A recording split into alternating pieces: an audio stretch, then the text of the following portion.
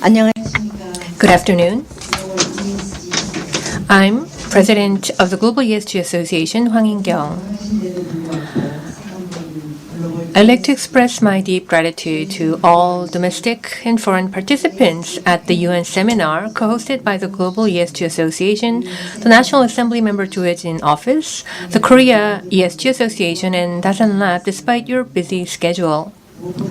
First of all, it is a great honor to co-host this UN official seminar under the theme of Acceleration of SDGs Implementation through Institutionalization of Corporate ESG Management Support, co-organized by the UN Department of Economic and Social Affairs, the Ministry of Interior and Safety, the Incheon Metropolitan City, together with National Assembly Member Office of Cho Hae-jin and President of Korea ESG Association, Ko Moon-hyun. Does the environment dominate us, or do we dominate the environment? Marshall Goldsmith, a psychologist in practice, emphasizes this in his book Trigger. If we do not create and control the environment creates and controls us. We need to be aware of the environment we live in. We can gain freedom only when we are not swayed by the environment. When we are cut off from the future, we will make foolish decisions. As Marshall Goldsmith noted, the climate crisis and environmental issues are challenges that we humans cannot afford to delay any longer. This is also a realistic problem and a problem for a future generation. I'd like to thank National Assembly Vice Speaker Jung Woo-taek for his congratulatory speech, lawmaker Yang Geum-hee, Kim Seung-soo, Kim Byung-wook. Because of the National Assembly audit, the lawmakers could not be present here today, and I'd like to take this opportunity to extend gratitude. And also Kwon Young-hae, the 30th Minister of National Defense, also President of the Unification Foundation, and former Minister of Environment Yoo Young-suk, Deputy Mayor of Incheon Metropolitan City Park Deok-soo, and the UN DISA, Director of the Division for Public Institutes and Digital Government, Jwang Zu, and Director of the UN Governance Center, Go Kyu-chang, and President of CBS and Ambassador of Lithuania, Slepa Chutz, as well. I would also like to thank keynote speakers Yoo-yeon Chol, Executive Director of UN Global Compact Network Korea, Lee Dae-jun, Professor Emeritus at Handong Global University, and panel presenters Shin Bo-kyun, Chairman of the Iksan City Urban Management Corporation, Im Jung-gun, Professor Emeritus at Gyeonggi Cyber University, Moon Cheol-woo, Professor at Sungkyunkwan University, Kim Hae-sung, Attorney at Law at Kim In-jang, and Park Jong-chol, U.S. Attorney, and discussants Pan Won-ik, Executive Vice Chairman of the Federation of Middle Market Enterprises at Korea, Bang Yeok-jun, Director of the Korea Strong Small Business Association. In addition, I'd like to deeply appreciate the support for the international seminar to those involved, included Chairman of KASSBI and CEO of INM, and CEO An Ok-hyun of Ace Pharmaceutical, and President Nam Seung-hee of Daegu Health College, and Shin Ji-chul, President of Seoul Boston Dental Clinic, and CEO of Soon Biopharm. We are thrilled that the small embers for future generations that sprouted from the Harvard Executive Education course could contribute to this international event, and the Global ESG Association will spare no effort to support Korea to become a leader in global ESG. I hope that the future-oriented measures derived from today's event will serve as a stepping stone to strengthen Korea's businesses and national competitiveness. And once again, I'd like to applaud the efforts of all those involved in the event and would like to express deep gratitude to the distinguished guests from home and abroad for being here with us. Thank you. Thank you. Thank you. Thank you very much for the full-hearted support for the success of this event. Once again, please give her a big round of applause. Next, for the welcoming remarks by lawmaker Cho Hae-jin and President Ko Moon-hyun of Korea ESG Association, please refer to the brochure for today's event. President Ko might join us over the course of today's seminar, and I'll be introducing him once he joins us. And next, we will begin welcoming remarks of our distinguished guests. For the congratulatory remarks of lawmakers Yang Keum-hee, Kim Seung-soo, and Kim Byung-uk, please refer to the brochure for today's event. And next, we have a remark by Kwon Young-hae, President of Unified Korea Foundation and Honorary President of the Global ESG Association, formerly 30th Minister of Defense. Please give him a big round of applause.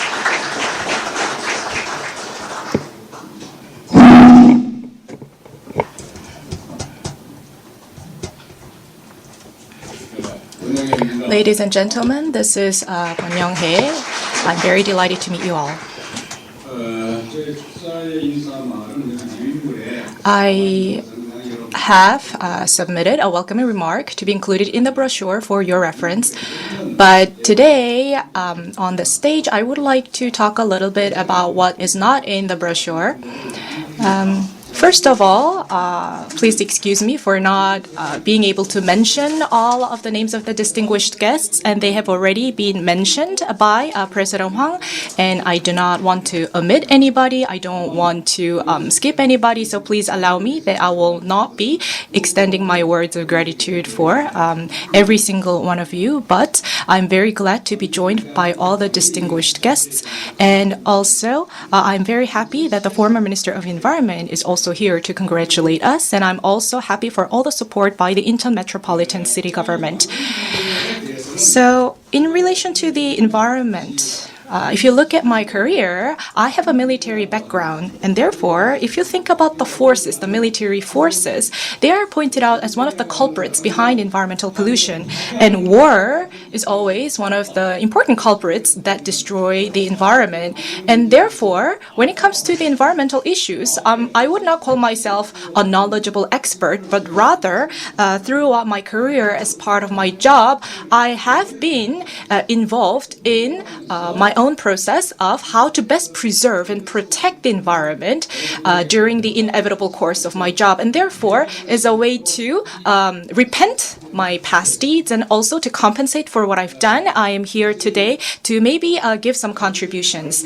And as you know, afforestation in Korea began as a 새마을 movement during the Park Chung-hee administration. But when you are embarking on afforestation, it was actually members of the forces, men and women in uniform, who actually did demonstration of the afforestation in different local communities. So I don't think many people are aware of this. I don't think many people remember this. So as much as environmental pollution impact that we had, we also did our best to lead the preservation of the environment.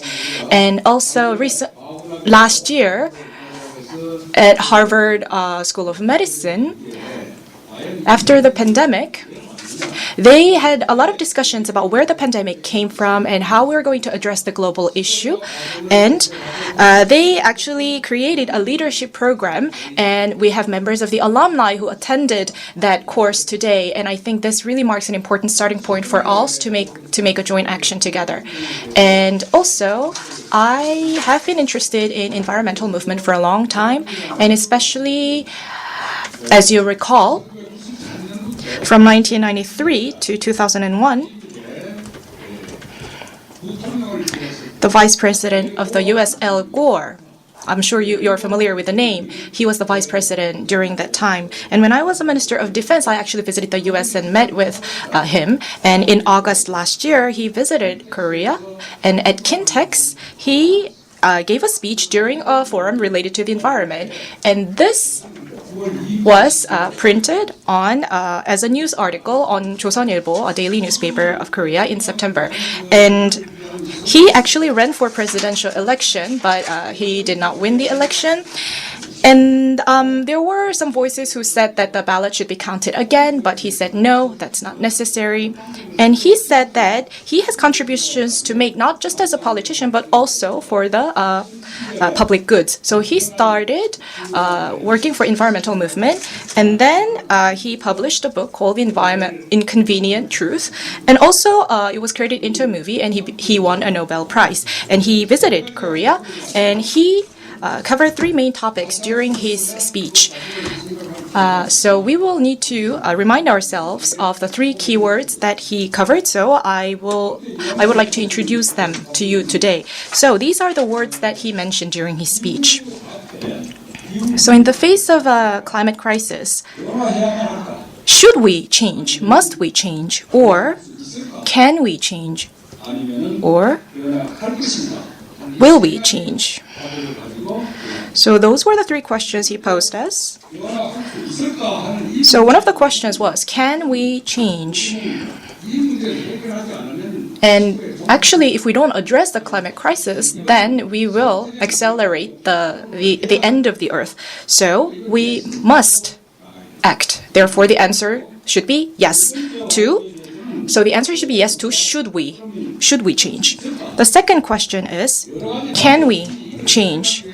Many people have tried many different approaches, such as carbon neutrality actions, and also, as President Hwang mentioned during her speech,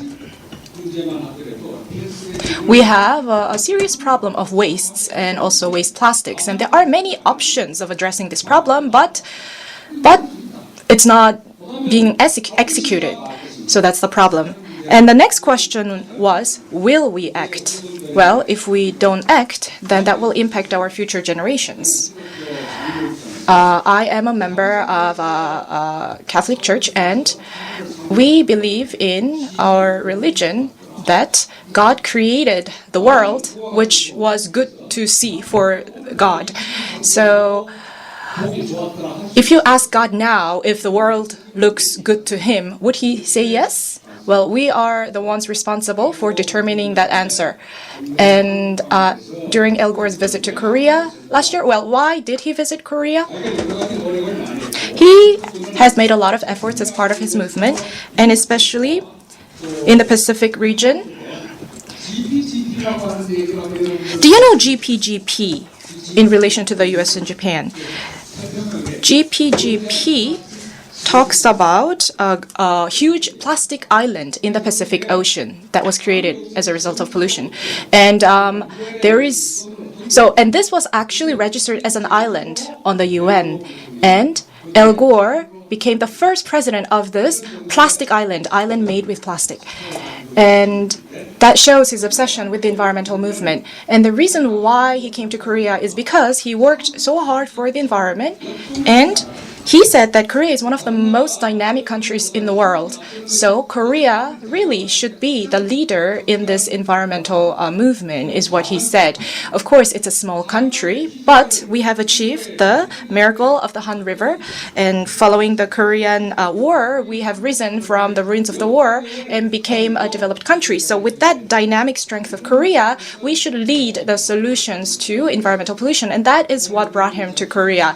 And I think his words should be deep in our mind, and we have a big responsibility. And also, former Secretary General of the UN, Ban Ki-moon,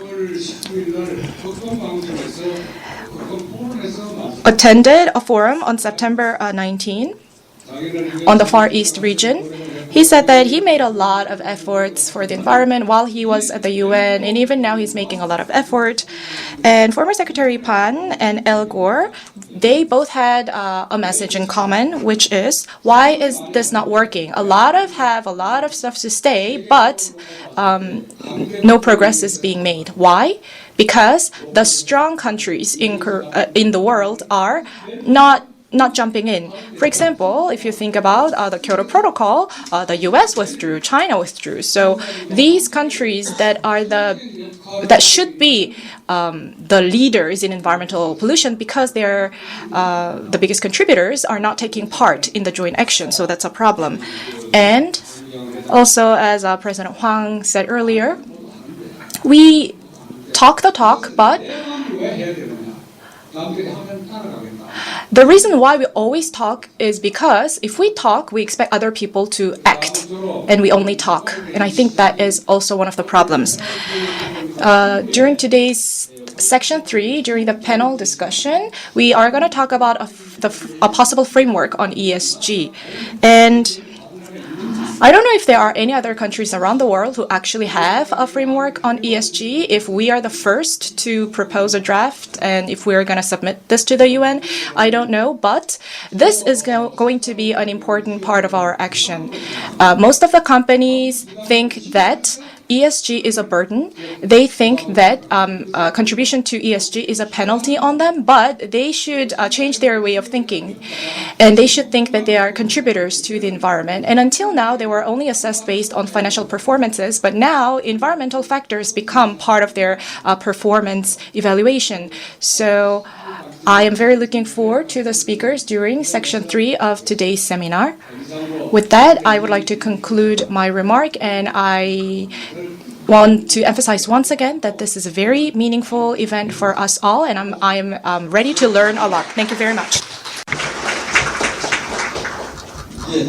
And next, we'd like to invite former Minister of Environment Young Suk. This is a UN official event, therefore we have simultaneous interpretation in Korean and English, and is streamed live through YouTube. And Minister Yu will deliver her speech in English. Please greet her with a warm round of applause.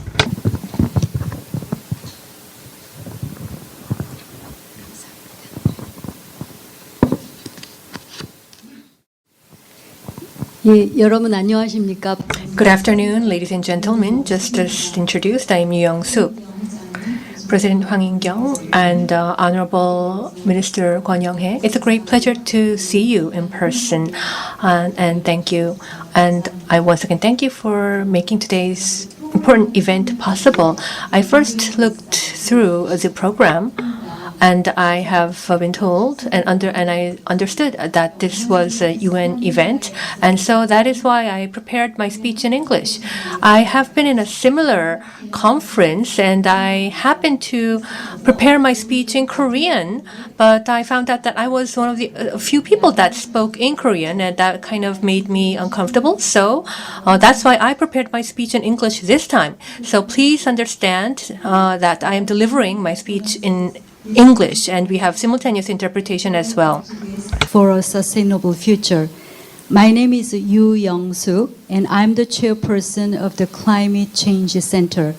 It is a pleasure and privilege to be standing before you today, gathering here for such an important symposium on acceleration of SDGs implementation through Institutionalization of Corporate ESG management support. Our shared dedication to this crucial cause shows the persistence and resolve of people, groups, and nations coming together to tackle the most significant problem of our time, the global climate crisis. We have reached a turning point in history, a watershed moment. The climate crisis is not just a theoretical issue, it is a harsh reality manifested in more frequent and severe weather events, melting ice caps, rising sea levels, and migrations of people. It is a disaster that impacts all kinds of life on the planet and has no limits or boundaries. Let me tell you a little bit about our efforts to address the climate crisis. In 2015, the UN Framework Convention on Climate Change, UNFCCC, adopted the Paris Agreement, which went into force in 2016. Following the IPCC 1.5 degrees Celsius special report in 2018, a global tsunami of carbon neutrality began in 2019. In line with this, the government of Republic of Korea has made a global commitment to achieve carbon neutrality by 2050 and the Framework Act on Carbon Neutrality and Green Growth codifies this goal. National Plan for Carbon Neutrality and Green Growth, the highest level legally binding plan, was established in April this year. These actions have paved the way for the execution of a vision for a sustainable and inclusive future by laying the framework for its implementation. It is crucial that we recognize the seriousness of the crisis we face, as well as the enormous potential for reform and development as we come together in this place today. We have greater global connectivity than ever before, and we are close to finding solutions to the impending climate catastrophe. We are prepared to handle this disaster because we have the knowledge, the tools, and the will. This symposium is a prime example of that unified resolve. Our compass points are the Sustainable Development Goals, SDGs. They represent an all-encompassing appeal to action to eradicate poverty, protect the environment, and guarantee that everyone lives in peace and prosperity. They see the link between the well-being of economy, society, and environment. These goals provide a path toward a better, more sustainable future. The institutionalization of corporate ESG management support, which is the topic of today's seminar, acknowledges the crucial part that business plays in this procedure. Businesses play a significant role in both the problem and the solution, not just as a part of the problem.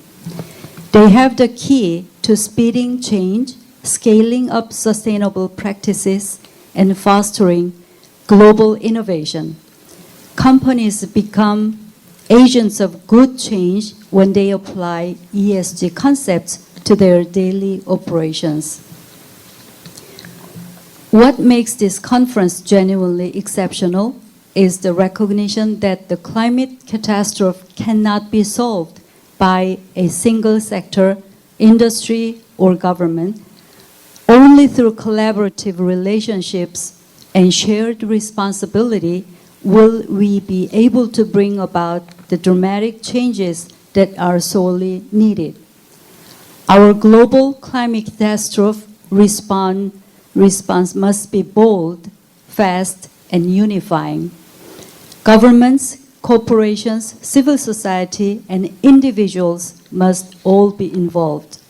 Various international agreements, such as the Paris Agreement, have brought the world's governments together to set targets and commit to decreasing emissions and controlling global warming. However, the ability to make these commitments a reality rests in the hands of people who make daily decisions, such as company leaders, inventors, entrepreneurs, and consumers. Businesses may create value not just for their shareholders, but for all stakeholders, including the environment, communities, and future generations, by applying ESG practices. This shift toward more sustainable, responsible corporate sector is critical to achieving the SDGs. As we move forward, keep in mind that the fight against climate change is about people, not policy or profit. It is about disadvantaged communities that are already facing the effects of climate change. It is about future generations who look to us, their forefathers, to secure their future. As a result, our responsibility is enormous. It is to ensuring that the world we leave behind is more just, equitable, and sustainable than one we received. It is about leaving a legacy of responsible management, collaborative action, and lasting optimism. Today, I'd like to share with you some of my favorite verses. I frequently use this expression in my statement with the assistance of a former Ambassador Yoo Yeon-chul, who worked with me at the Ministry of Environment and is now here in this room. That is, you are free to choose, but you are not free from the consequences of your choices. I saw in the booklet that Ambassador Yoo is also using that verses in his lecture, so you will hear twice. To conclude, I want to thank each and every one of you for your dedication to this critical cause. The road ahead may be very difficult, but it is one worth on the move. Let us work together, draw inspiration from one another, and construct a future in which the Sustainable Development Goals are more than simply dreams, but living realities. Congratulations to all of you for your commitment to accelerating SDGs implementation by institutionalizing corporate ESG management support. We can all work together to build a more sustainable, resilient, and inclusive world. Thank you very much. May God continue to bless you all. Thank you very much. 예, 감사합니다. Thank you. Once again, please give her a big round of applause.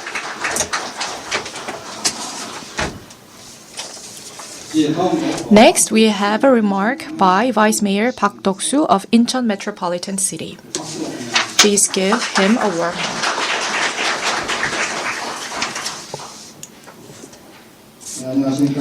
Good afternoon. I'm Vice Mayor Park Dok-soo of Incheon Metropolitan City.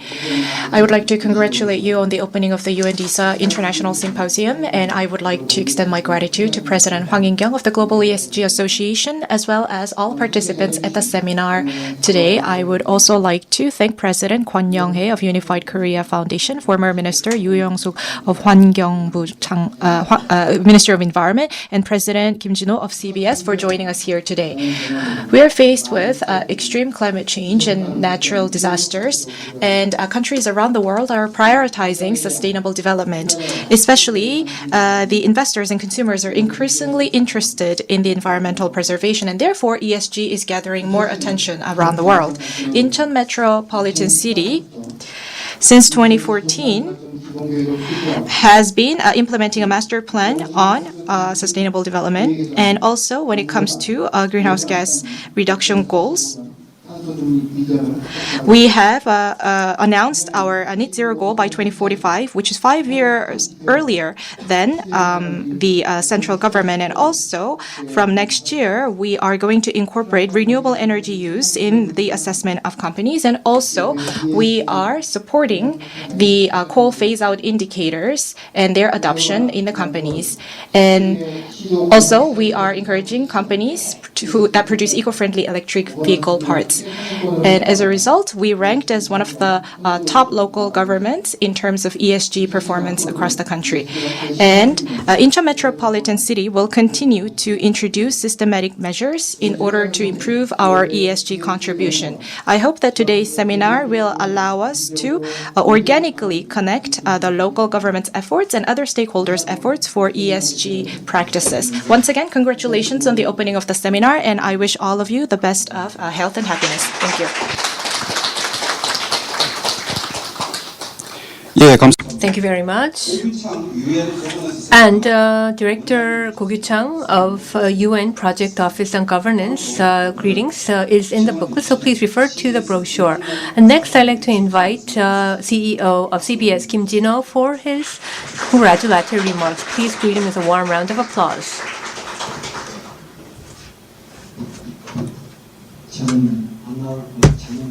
I think I am not fit to be here. When I arrived at Incheon, after being in as a special correspondent overseas, I think that I forgot all my English. So I shouldn't have been here because I couldn't speak in English, but I was persuaded by President Hwang Kyung to be here. So please allow me to share my greetings and congratulations.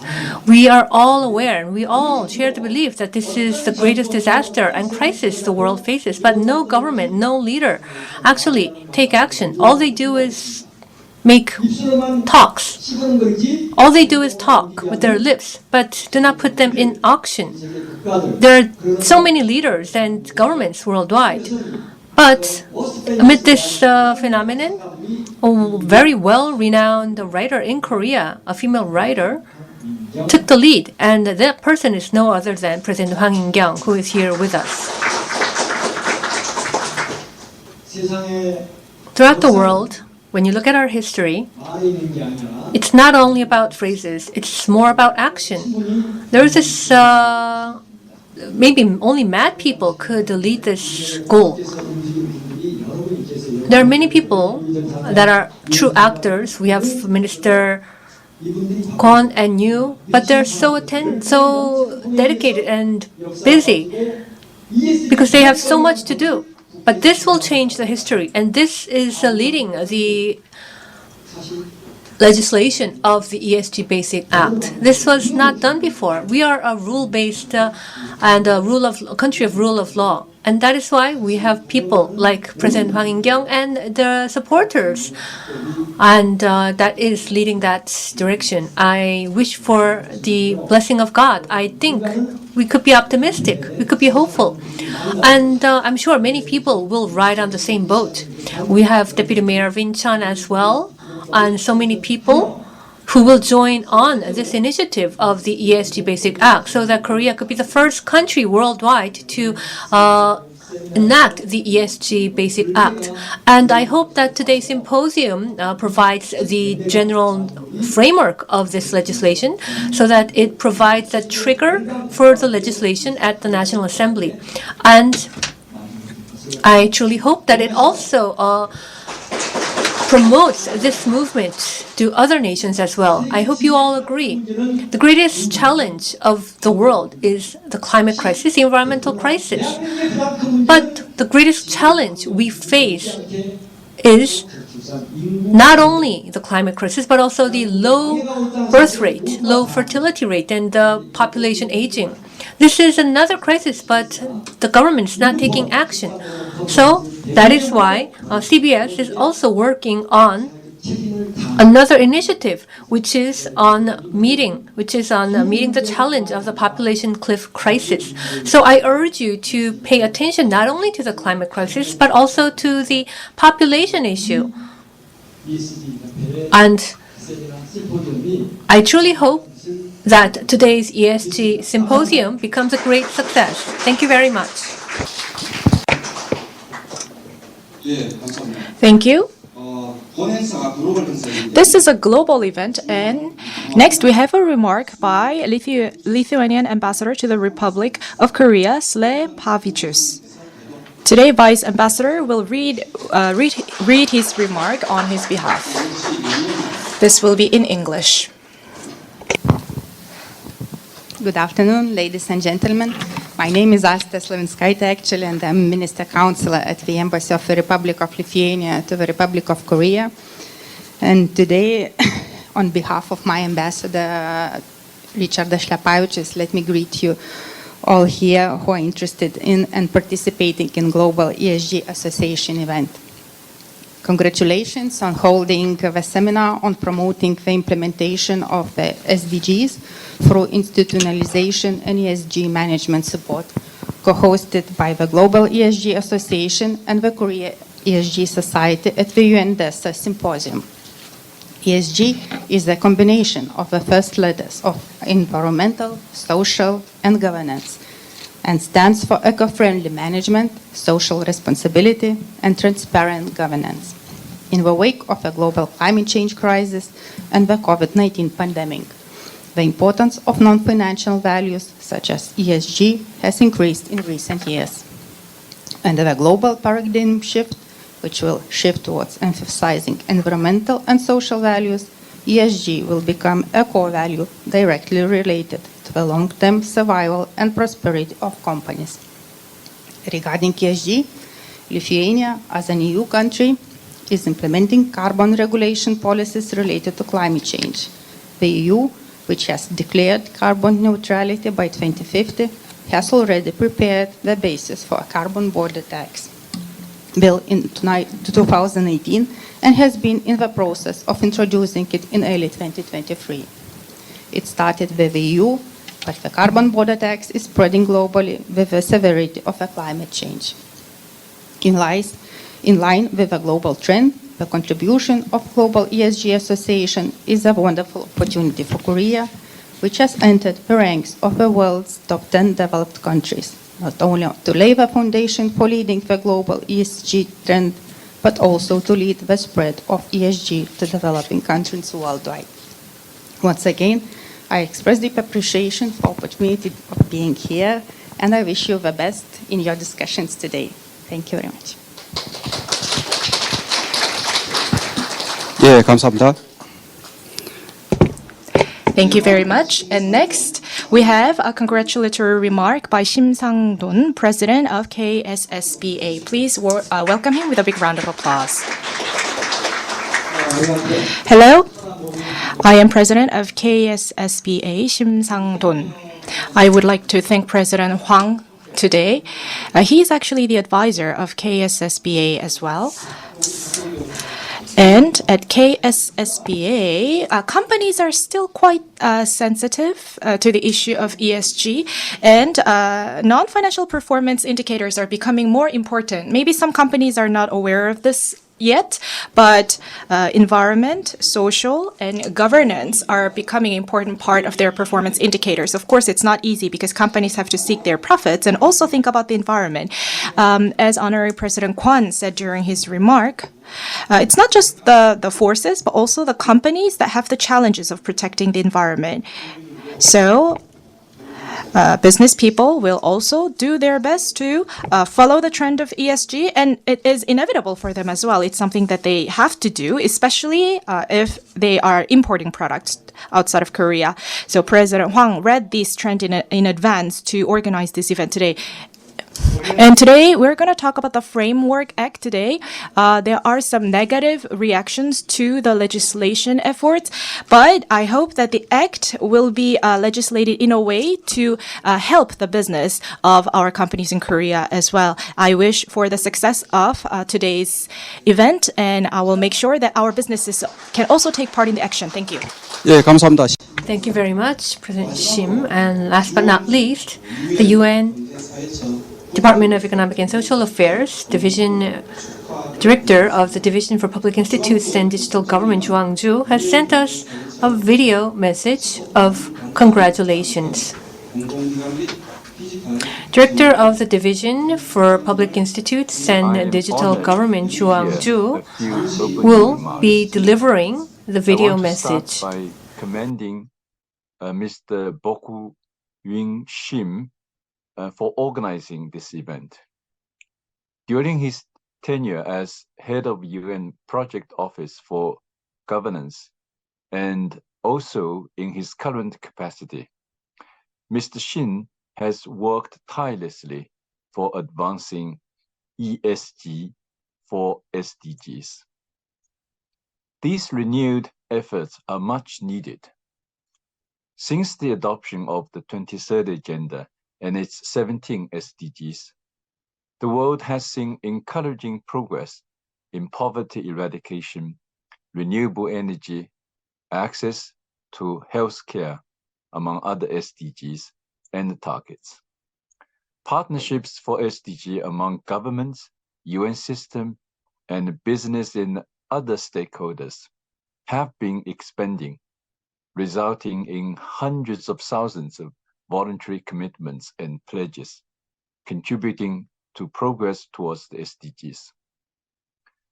However, these achievements have been halted or even reversed by the pandemic and the cascading crisis facing the world. As the special edition of the Secretary General's SDG Progress Report highlighted, overall, the implementation of SDGs is seriously off track and remaining gaps are widening. Businesses have both a social responsibility and a business stake in intensifying efforts to win this vital battle of sustainability. The United Nations, since embracing business as a major group at the 1992 Earth Summit, has provided an important platform for businesses and industry to come together to share experience and lessons learned, including through the UN Commission on Sustainable Development, and more recently through the High-Level Political Forum. Indeed, over the past several decades, business across the world have responded to the UN. Corporate social initiatives have been on the rise, helping advance progress towards SDGs. In the Republic of Korea, ESG reporting has been making inspiring headway, providing a vital push to the national momentum for advancing business contributions to SDGs. I wish to take this opportunity to encourage the Korean business sector to share your experience and best practice with developing countries through capacity building. We at the UN Secretariat will be ready to partner with you. In closing, allow me to wish you a successful dialogue, and we look forward to receiving the summary of your discussions. Thank you.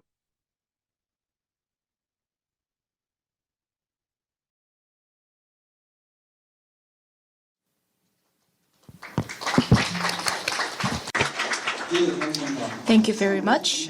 With this, we will conclude the opening ceremony. I would like to ask the distinguished guests to come forward to take a picture together, and this will be followed by a 5-minute break.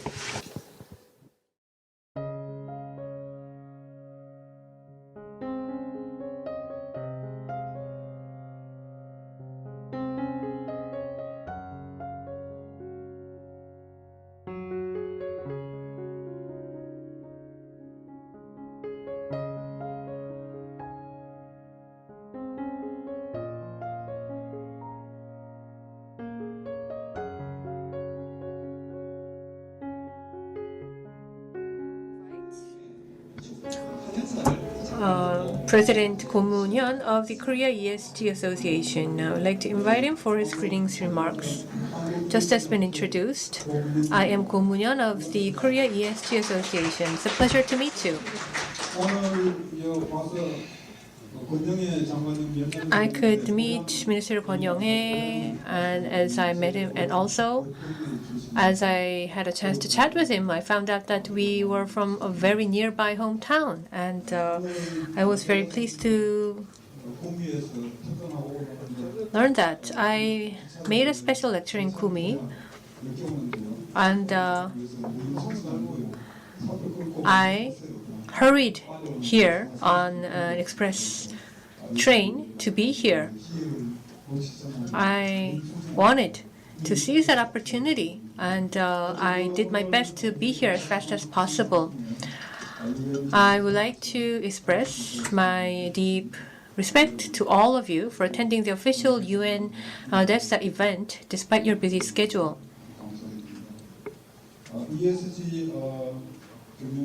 I'm delighted to co-host the official UN event under the main theme of acceleration of SDGs implementation through institutionalization of corporate ESG management support, together with the Global ESG Association. And we've listened to President Hwang In-kyung's speech, and National Assembly member Cho Hye-jin office, and the Dasan Lab. And I also would like to extend gratitude for all of you who made today's event possible, and also to Minister Young-suk for your meaningful remarks. The so-called worldwide ESG typhoon, including the EU Carbon Border Adjustment Mechanism, the supply chain due diligence, and the US IRA, will inevitably act as a major obstacle to the fate of Korea, being a member of the top OECD economies with a high dependence on foreign trade. And if we do not meet these challenges, we might even have to think of the future survival of the nation. So we have to gather our wisdom together to meet this challenge and overcome this obstacle. So I believe that today's conference and theme is truly timely and significant. So in this context, if our companies preemptively respond to the trade barriers caused by the so-called ESG alliance between the EU and US through ESG management, it will serve as a very positive opportunity for another rapid development. Korea is a strong ICT leader and also an advanced country in the fourth industrial revolution. And we also have the generation MZ that puts much value on ESG consumption. So if we integrate these factors, I believe that we have a great potential. So I believe that this could help us to enable sustainable development. And the ESG is something that should be supported not by the central government, but also the local governments. And also many institutions, public agencies, as well as hospitals and financial institutions should all join in. And it is the most important responsibility of the central and local governments to help them carry out the ESG management in an autonomous and practical way. At this critical point, the institutionalization of the ESG basic law will support SMEs to catch up with the advanced countries and will help improve Korea's national and corporate competitiveness. We also have a chairman of KSSSBA here with us. And at this official event of the UN DISA, as we are in the so-called local era with a local perspective on global ESG trends, ESG ethics, I hope that in-depth discussions on the diverse agenda, such as the need for ESG basic law, basic principles of the law, disclosure, evaluation, and major issues, including the basic law and implementation of SDGs, will lead to important implications and directions for the ESG management and administration that Korea should pursue. I wish for the health and good fortune and happiness for all participants from home and abroad attending the official event of the UN DISA. Thank you very much.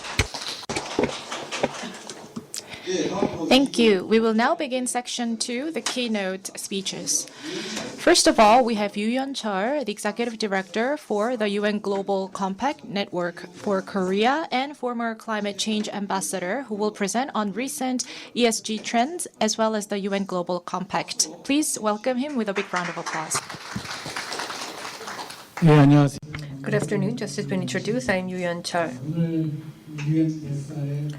And this is a UN DISA official event, and as a first keynote speaker, I feel deeply privileged. I work somewhat behind their schedule, so I will move right into my presentation. Well, I am given only 15 minutes, so even if I prepared many slides, I'll do my best to skip them and keep within the time. First of all, and I'm introduced as the Executive Director of UN Global Compact Network Korea.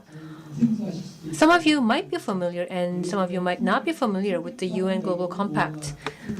What are you reminded when you think of compact? Some people may think it's cosmetics. A compact in an adjective form, it means something very brief and simple, but in a noun form, it means a promise or a commitment. So what is the goal? Whose compact and commitment it is? It is among global nations.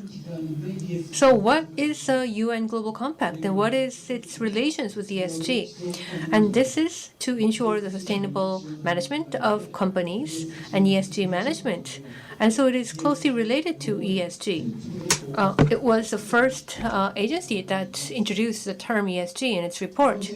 And the second question is, If the history of ESG isn't that short, why is it that only before and after 2020 that the ESG boom was emerged? Who Cares Will Survive was published in 2004, and it has then been developed as a PRI of UN. And so, after that, why was it only in 2020 that the ESG boom emerged? And this is related to the new climate regime with the Paris Agreement and the 2050 carbon neutrality commitment of many countries. So, is it a sustainable regime? I believe that the new climate regime is sustainable. And so ESG and the 2050 carbon neutrality should go hand in hand. So what should businesses do? First, they should be responsive. We're seeing new disclosure requirements. We're seeing some progress in ESG. EU and other international bodies have officially made commitments, and we're soon waiting for the US as well. And businesses should be responsive to such disclosure requirements, and they should also be proactive to create new value for the businesses to survive under the new climate regime. So is ESG just a simple trend and marketing means, and will it disappear? Some might want it to disappear, but it will not disappear.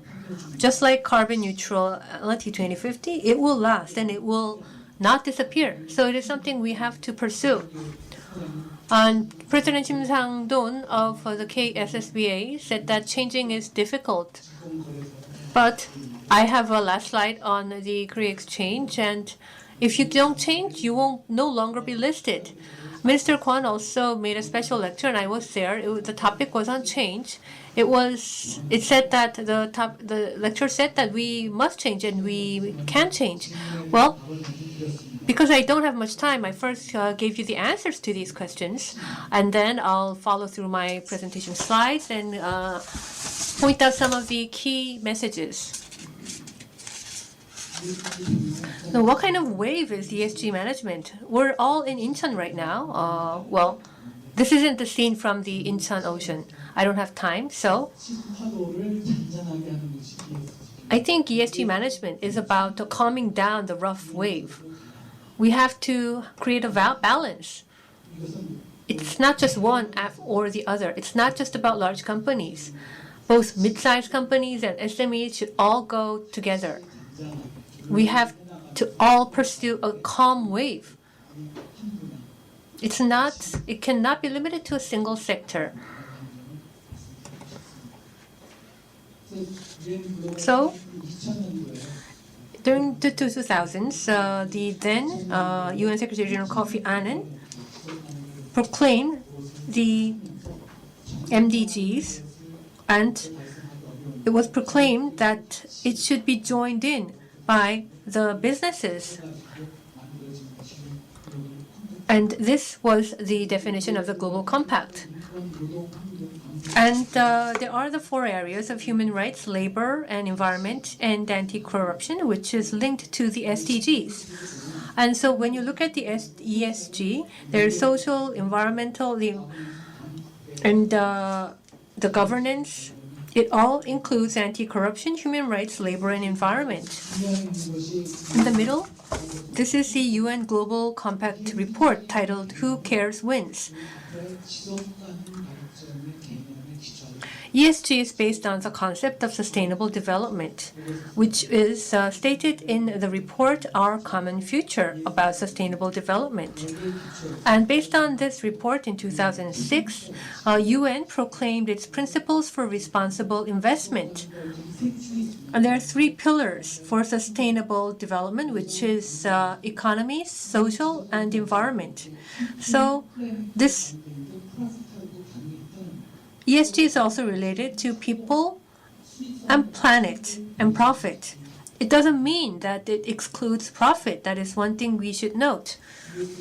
And when you look at ESG in detail, in the report Who Cares Wins, this is a very compressed phrase. Those who cares will win, is what is implied.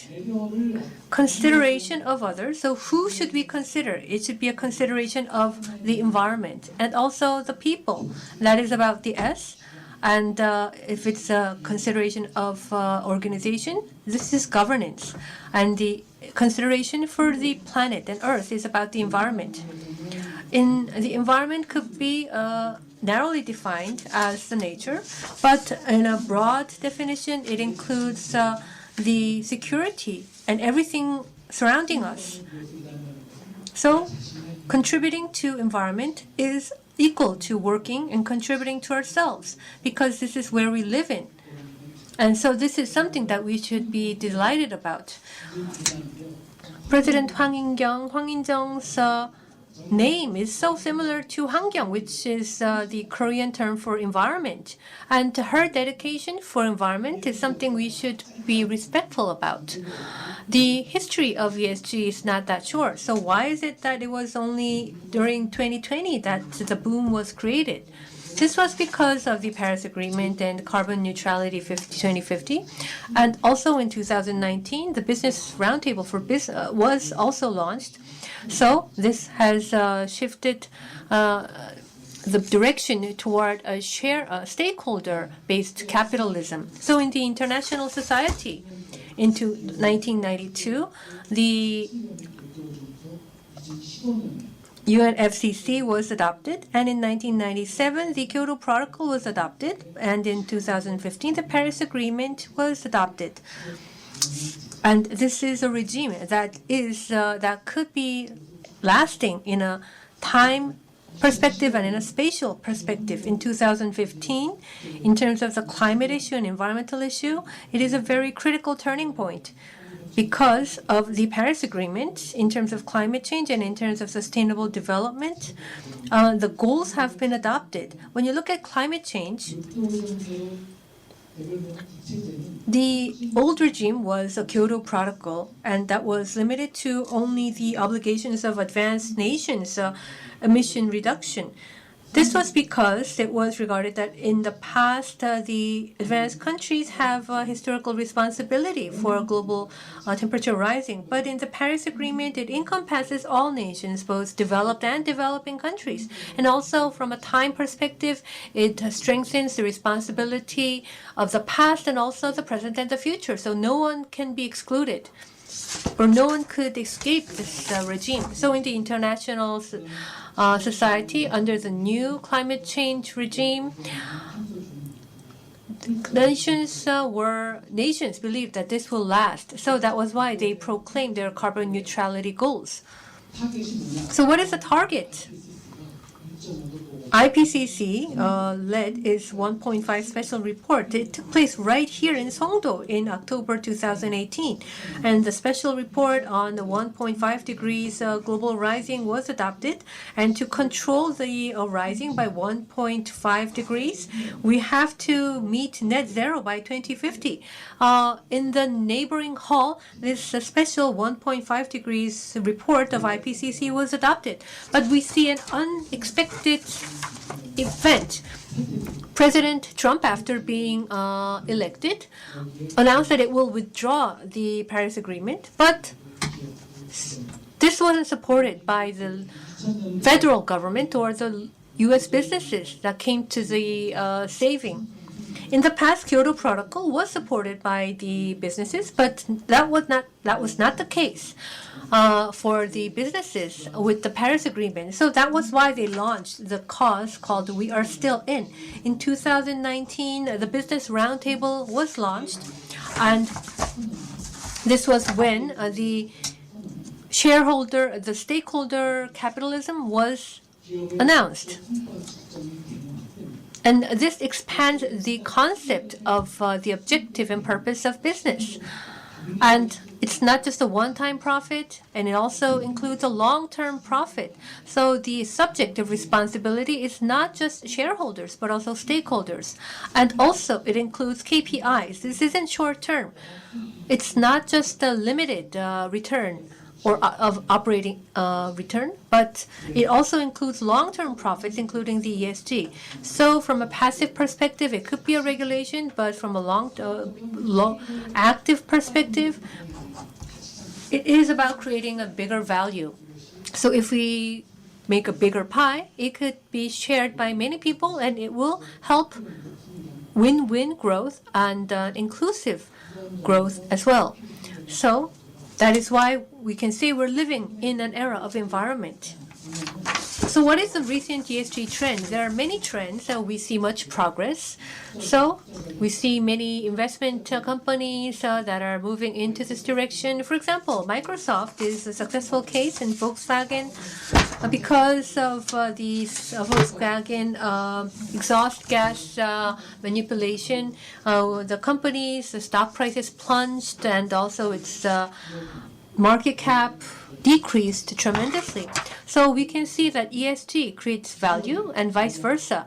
So companies need to reinforce their strategies with both short-term, mid-term, and long-term strategies.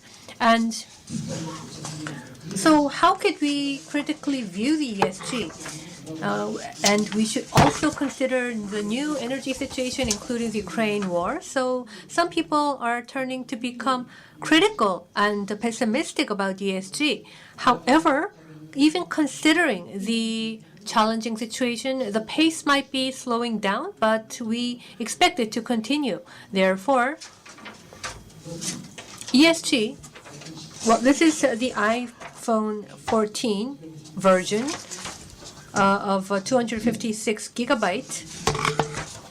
For the entire production, the CO2 is 21 kilogram, and this is 5 kilograms less than the previous version. Samsung didn't announce it yet, but our final goal is to announce these new CO2 reduction targets, and this helped iPhone to sell more. So this is my last part. I also mentioned that changing is difficult.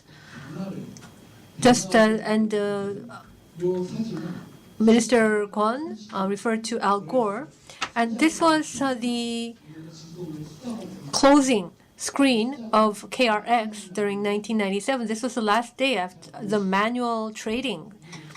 You might not see the names. I try to hide them because 1/3 of them actually don't exist anymore. This was because they refused to change. They didn't pursue R&D. They didn't share their profit. So that is why we recognize that we have to change. So if we think of the title to Who Cares Wins, now in the future, it will be Who Acts Wins. So what is the Korean version of ESG? It is the declarative value based on cause. With that, I'd like to conclude. Thank you very much, Ambassador Yu. Next, we have a presentation by Lee Dae-jun, professor of Handong Global University for Spatial Environment System Engineering and chair of the Korea-China-Japan Locus Design Forum. Please welcome him with a big round of applause.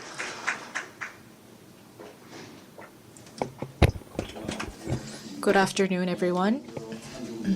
I am Emeritus Professor at Handong Global University, teaching about spaces and cities. Today, we're here to discuss, especially have practical discussions about ESG in terms of where we are now. And also, we will be discussing about upcoming legislations, potential legislations. During my presentation, I have 15 minutes allocated, and personally, I am still trying to think how to keep my speech to 15 minutes, which is quite short. So I think I will have to skip a lot of slides as well. And the parts that overlap with our presentation from Ambassador Yu, I will skip. So please allow me to do that. This is a painting by Raffaello. This is the School of Athens, a painting by Raffaello. And the reason why I put this image on the first page of my presentation is because it reminds us of why we have to do ESG, why we have to practice ESG. This is the West's portrait of rationalism, functionalism, and also this is the metaphysical view of the world painted by the West, and this is still having impact on our modern civilization. So I would like to start off by talking about that. This is Klaus Schwab, the chair of the World Economic Forum. He talked about the fourth industrial revolution.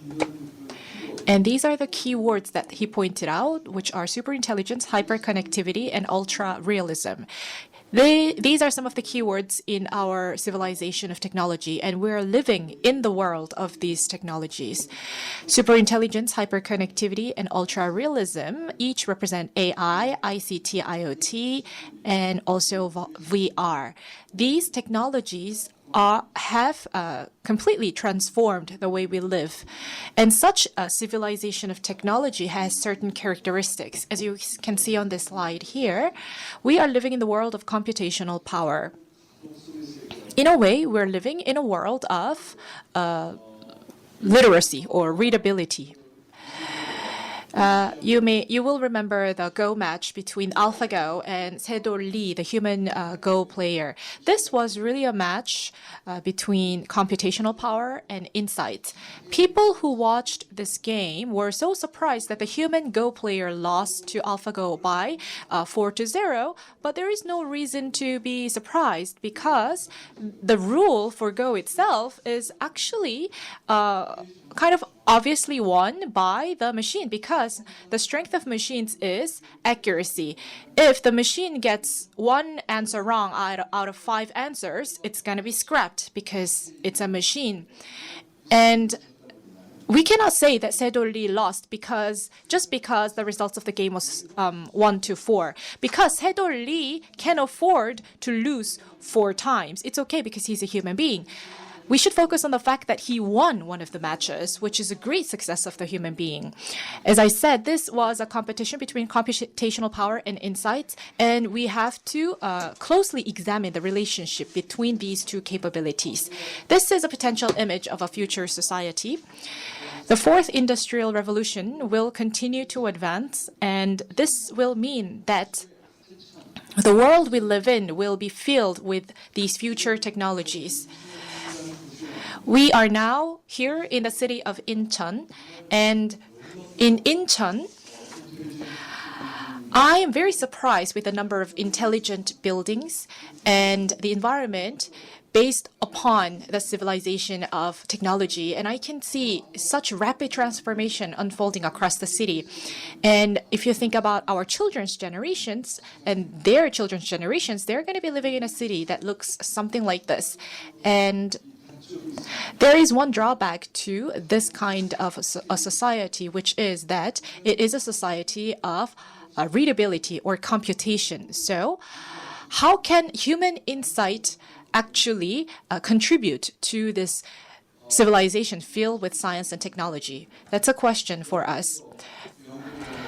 John Reader, a journalist of the UK, said that cities accounting for only 1-2% of the Earth's surface consume almost 75-80% of all resources around the world. This issue of ESG is not limited to rural communities. It's actually about urban communities. It's about how we should design our cities. So, earlier, we heard from President Kim of CBS about how we have this problem of low birth rate and disappearance of provincial cities. All of those are interlinked together. And this book, An Inconvenient Truth, was already mentioned earlier, so please allow me to skip that. If you think about the term ESG, and if you think about the etymology of ESG, you can find some origins in Greek. The Greek words physis, semiosis, and nomos. Well, physis means nature, That's how we have the word physics. And so physics, or nature, back then in ancient Greece was a very important concept. So Platon said that nature continues to grow and transform, and this is sort of an emulation of idea from Plato's point of view. Aristotle said that physics is an important ground for people's experiences and thinking processes. Semiosis, 요거는 Semiosis means communication, and I will cover this later in my deck. And then we have nomos. Nomos means order.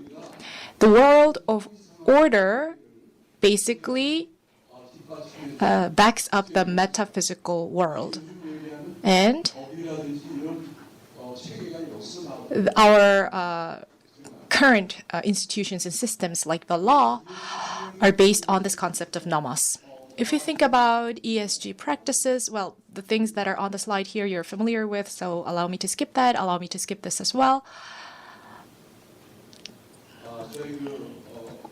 And this was the opening ceremony of Global ESG Association, which was held in April this year.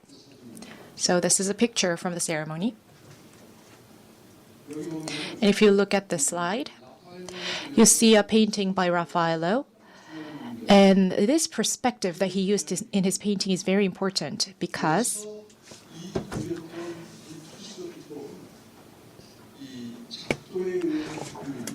so this is a painting that uses a unique constructive method.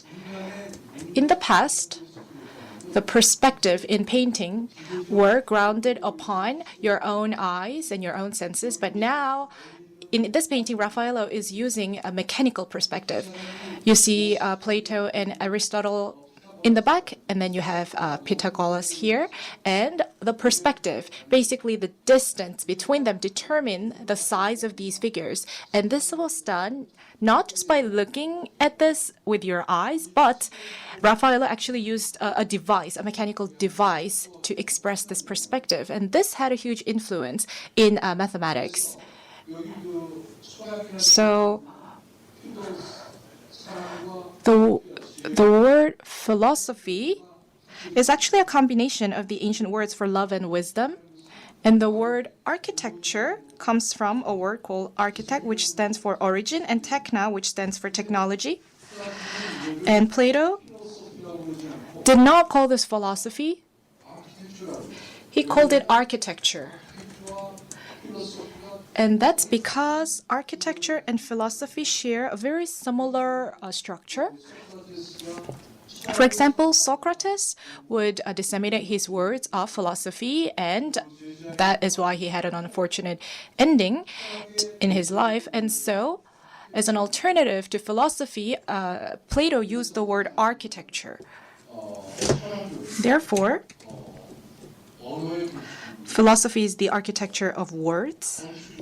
Architecture, in reverse, is the language and the philosophy of space. That's how you should think about these concepts. It's the philosophy of space. That's what architecture is about. In the interest of the time, let me skip to the next part.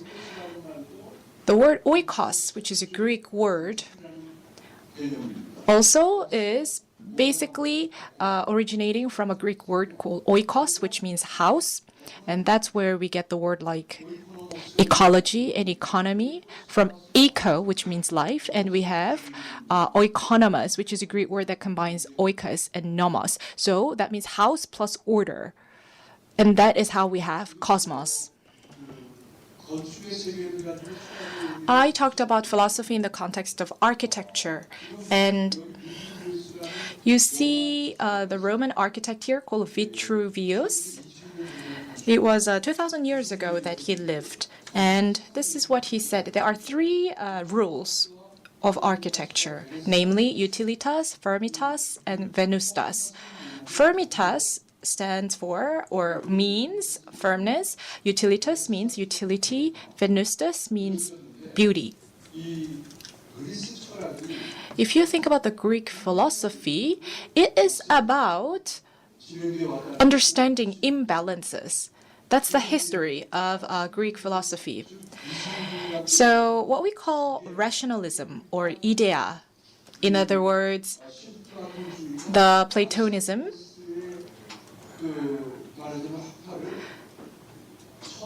impacted the school of Aristotle. So the school of Plato was earlier than the school of Aristotle. So in the Middle East, you have the school of Aristotle that bloomed the civilization of science in the medieval times. And that is why during those times, you really saw the civilization of science bloom in this area. And then we also have a philosopher called Epicurus here. In the school of Athens, he is really on the edge of the painting, on the very edge of the painting. Plato said that nature is an emulation of idea, and he said that art is an emulation of nature. So it's an emulation of an emulation, and therefore it's something that should be driven out. So that is how they created this idea of an ideal city which have no place for artists and poets. So that is what brought about the Dark Age in the medieval times, because from our point of view now, that is a ridiculous idea. And in the 13th century, Thomas Aquinas brought about harmony between Neoplatonism and the school of Aristotle, and that is what brought about the era of Renaissance. And in the era of Renaissance, we really had artists and authors bloom their works and pieces. Earlier, we saw the three philosophers, Plato, Aristotle, Epicurus, and he suggested that we should go back to that time. And then in the 18th century, Baumgarten introduced an idea that ethics and aesthetics are one. And ethics are core to ESG, because ESG is all about being ethical, living ethically, protecting the environment and contributing to social values and creating a corporate governance in an ethical manner. And he talked about ethics and aesthetics. Aesthetics are about senses and perceptions. And this is his book called Aesthetica. He talked about the characteristics of an aesthetic person with ethical values. For example, acute perception and natural capability to penetrate into the truth. Also, being able to predict the future, and so on and so forth. So this talks about your insight, your poetic capabilities. So this basically illustrates how the overlap between aesthetics and ethics can open up the world of insight.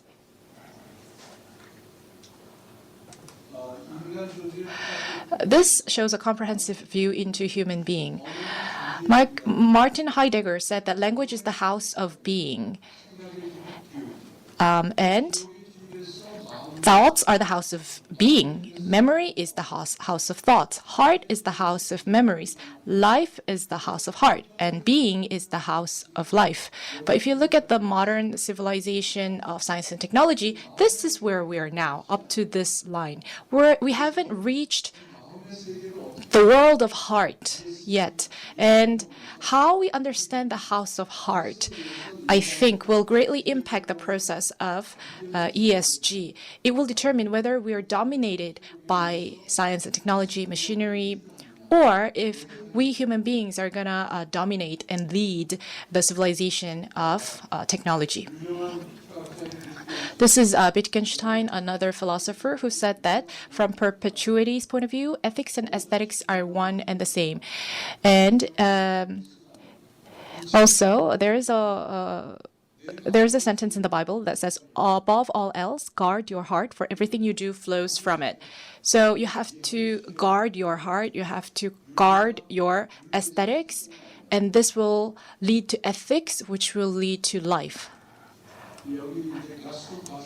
And we have a French philosopher called Gaston Bachelard who wrote a book called The Right to Dream. And he said, dreaming and seeing are rarely the same. One who is a good painter of what he sees loses the depth of dreams. So you have to dream in your heart.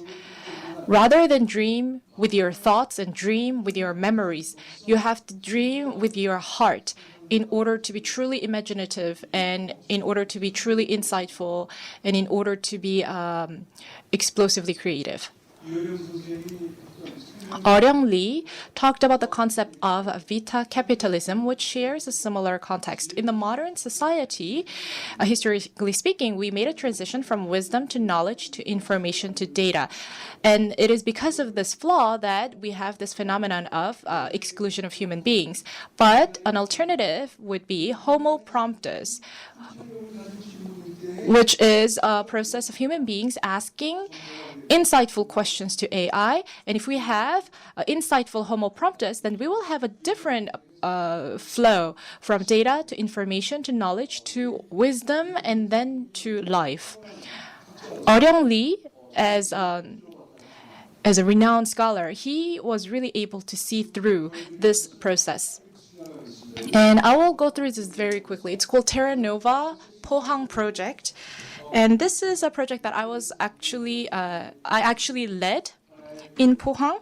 It's one of the urban movements that I started.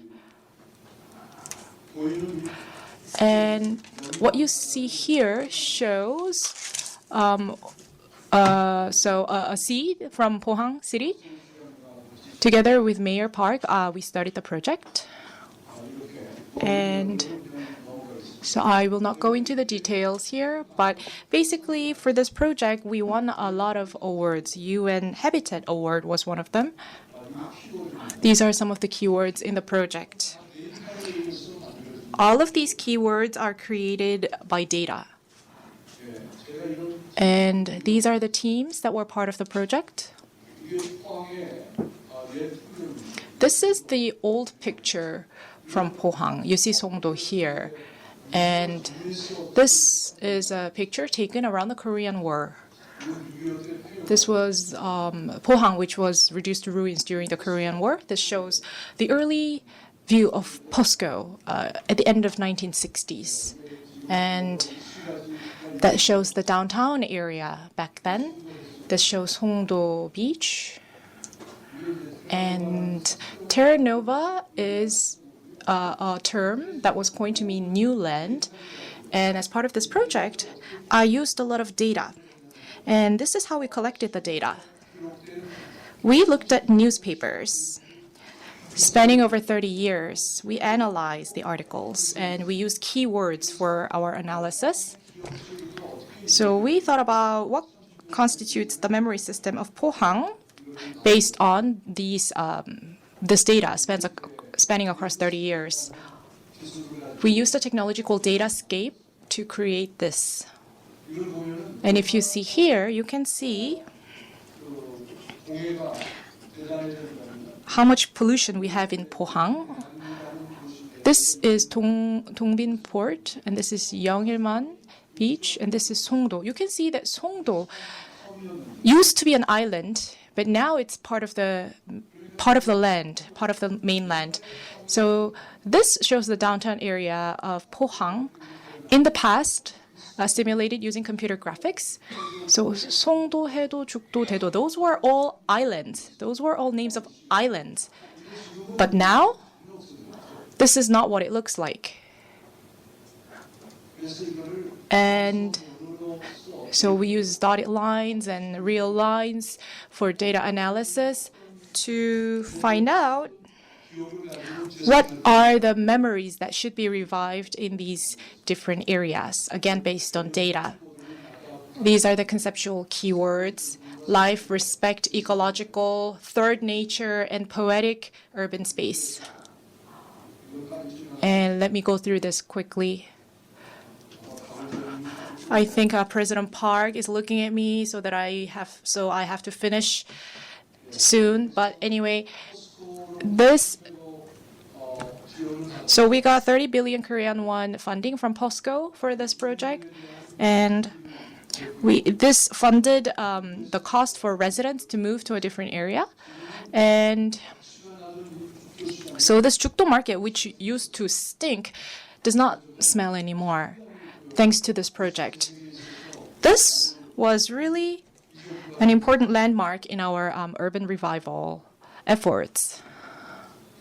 So the memory system of Pohang is based on its identity as a city of water, and we wanted to recreate the city of water.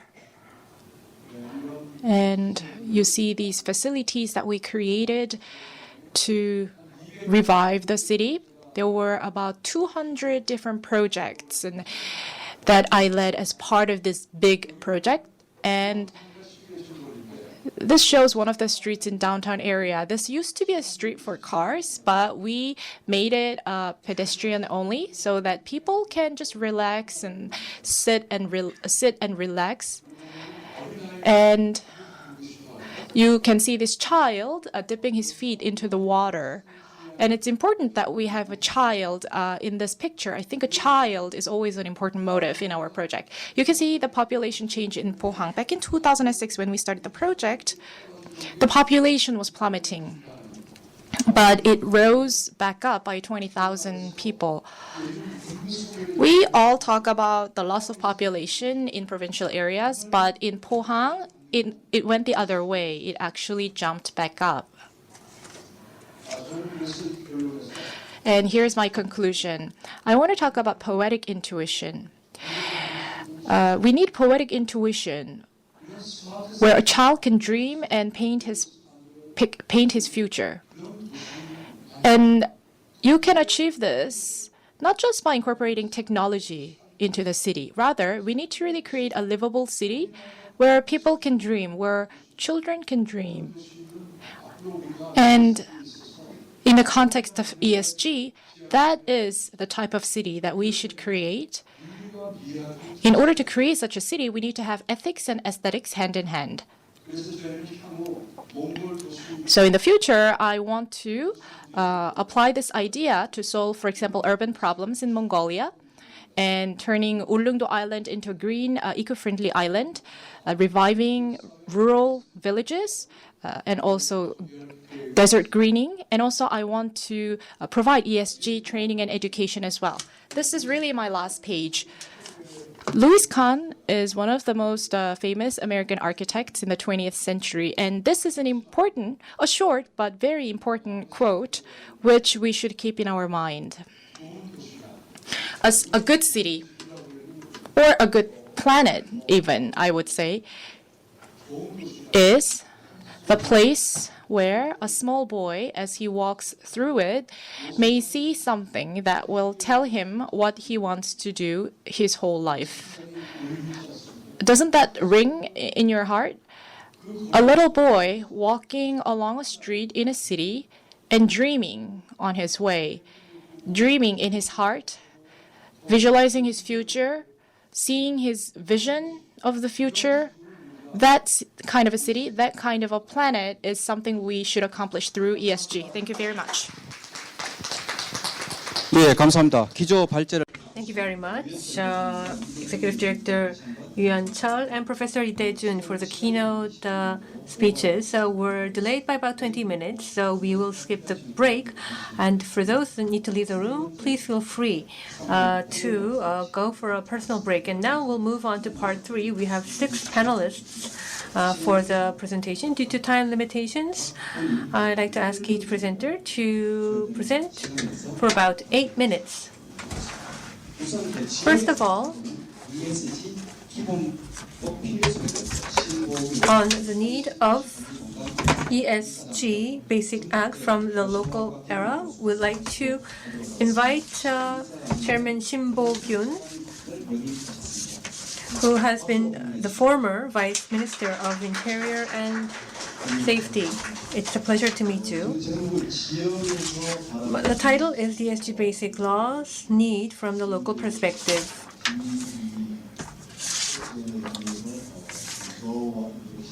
And myself and up to Professor Park Jong-chul, we will be discussing the ESG Basic Act. The legislation was led by President Hwang In-kyung. In the legislation, there was this perception Korea is very active in pursuing ESG, but the temperature in different regions and also the temperature among the companies is very varied. So we see a massive trend, but depending on the different regions and different businesses, some have adopted it and some have not. And Iksan is not that active. So from a local perspective, I believe that the Basic Act should be more promoted. So that was why I have decided on this title. So on the global level, as Executive Director you mentioned, from a region or a nation, it's not limited to a certain nation. It was led by UN. Secretary General Kofi Annan and some 20 heads of ERI investors got together to enact the Principles of Responsible Investment, PRI. And this was then recognized as a burden for businesses. The regulation is not limited to PRI. It also requires disclosure of non-financial information as well. This was enacted in EU, and the sustainable report is also required to be disclosed.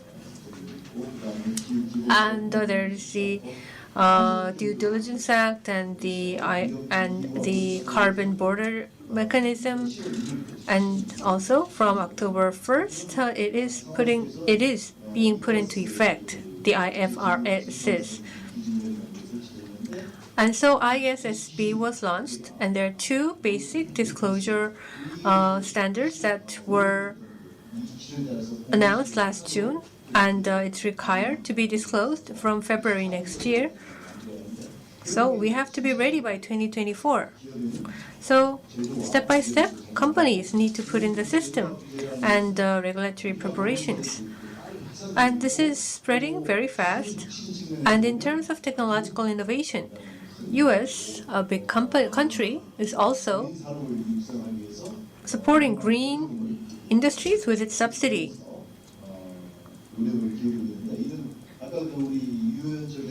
Just as Executive Director Yoon Chul said, if you don't change, you cannot survive. So without ESG, we cannot survive. It's in the same context. So then what should we do? What are we doing? I think we are putting too much we're relying too much on the individual businesses. Nevertheless, the market is changing. The disclosure requirements are also changing. And in this change, relying only on businesses to practice ESG is something that is not quite practical as a late runner, and because it involves the issue of cost burden for companies. So it requires social support and the governmental support. So this year, we see that the budget for carbon neutral companies support is set at 13.59 trillion won. And also, greenhouse gas reduction perception related budget is all included, and we have a budget plan for next year. The government is making such efforts. Different agencies are doing their best, but is it successful? Climate crisis is critical. The ice caps in the Alps is melting. The freezing point is getting so low. It's at a threatening level, and because of the drought, semiconductor companies are also faced because of the water shortage. And there was the Hawaiian fire, and in Italy, the heat wave was at a murderous level. And also the torrential rain in July of Korea was another serious disaster. This is not just a one-off or one-time event. It will continue, and the frequency will increase. So the Kofi Annan, Secretary General Kofi Annan, and the investor heads try to be prepared against such crisis by the ISSB as well as the carbon border adjustment tax, and we're seeing the efforts materialize. So we should also take action to meet this challenge. Originally, from 2025, the disclosure was to become mandatory, but because of the recent economic challenges globally, it was delayed to 2026. It also needs time to prepare, and that is how it is being delayed overseas. But we can't delay that long.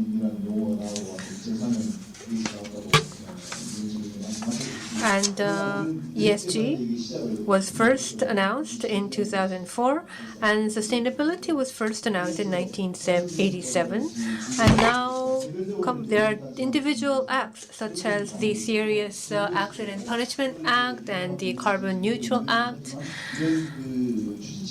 And they're individual entities, but we need an integrated control tower, and we still have a long way to go.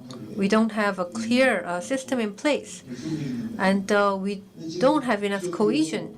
So what about companies? Companies, if we ask them if they're ready or not, many of them reply that they're not that specifically prepared. Most of the companies focus only on the near time profit and needs, and are negligent in investing on a long-term basis. So that is why the government and the administrative sector should support, and it is also up to the various stakeholders. The businesses cannot take the burden on themselves or by themselves. So we have to create a bigger consensus among different stakeholders to promote awareness and also foster experts to support the businesses. So what should the businesses do to prepare the ESG? They have to set up a system and for ESG management, and also set up their strategies. And businesses individually cannot prepare this on their own. So that is why we came up with the need of an ESG Basic Act, so that we can integrate the issues that exist separately. Without a central government's initiative, the local governments also do not know which way to go. It will create confusion and controversy, and it won't be able to have a clear solution. So that is why we need an ESG Basic Act. And also, the different regions may have different paces of development. So that is why we have to have an inclusive system or institution that supports all the different entities to provide to implement the ESG system in a more focused and prompt manner, and also for them to prepare against the risk and also seek opportunities. So we have Chairman Hwang In-kyung of the Global ESG Association here with us, and we got together frequently and came up with this legislation framework. We have to set and define the roles and responsibilities of government and the businesses. Disclosure is a big burden for businesses, so we have to clarify the timeline and the specific details. And this is the implementation framework that we need. And under the system, we have to conduct discussions so that we can also prevent any greenwashing. And we should not just be a follower, we should be a leader, so that we can also lead developing countries with our ESG legislative foundation. At the same time, we have to be aware that ESG should not be regarded only as a regulative control. It is a supportive measure. It is not to control and regulate the company activities. That should be stated in the legislation. Especially, we could provide incentives for procurement and purchase, and you could provide relevant information, and also provide the legislative articles to provide subsidy support. And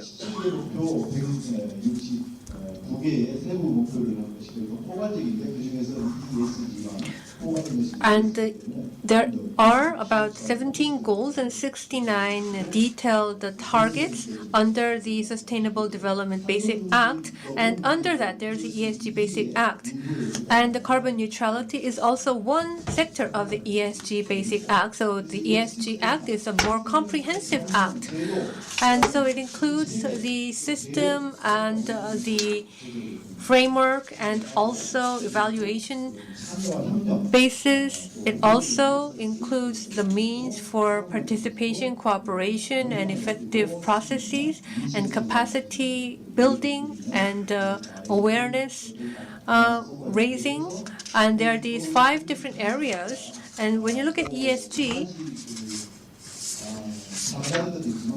it is also about providing positive measures, but it is also about preventing worst-case scenarios, because we're faced with the climate crisis as well as unknown risks of the future. So we have to have a framework to manage such unpredictable risks with a clear R&R, to identify risks and to set priorities, and then develop strategies so that we can be effective in monitoring and evaluation under the system. So when we remember the past Jamboree, there were many problems. So if we take that as an example, we can think of how we could do better to manage the risk. Extreme heat and extreme rain was expected, but we weren't ready. And the roles and responsibility among the different chairmen and the executive chairmen was not clear enough. That could be another example that we could look back on.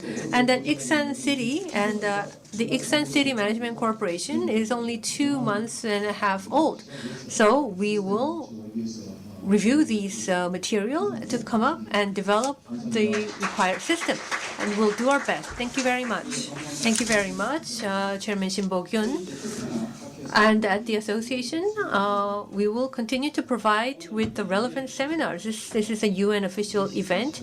We are to end by 3:45. We have a limited time frame, so please, we ask for your understanding. 하나이. Next, we'll have a presentation on Principles of ESG Basic Act by Professor Im Jung-eun of Kyunghee Cyber University, Chair of Sustainable Committee for Korea ESG Association and Chair of the Korea-US Vision Association.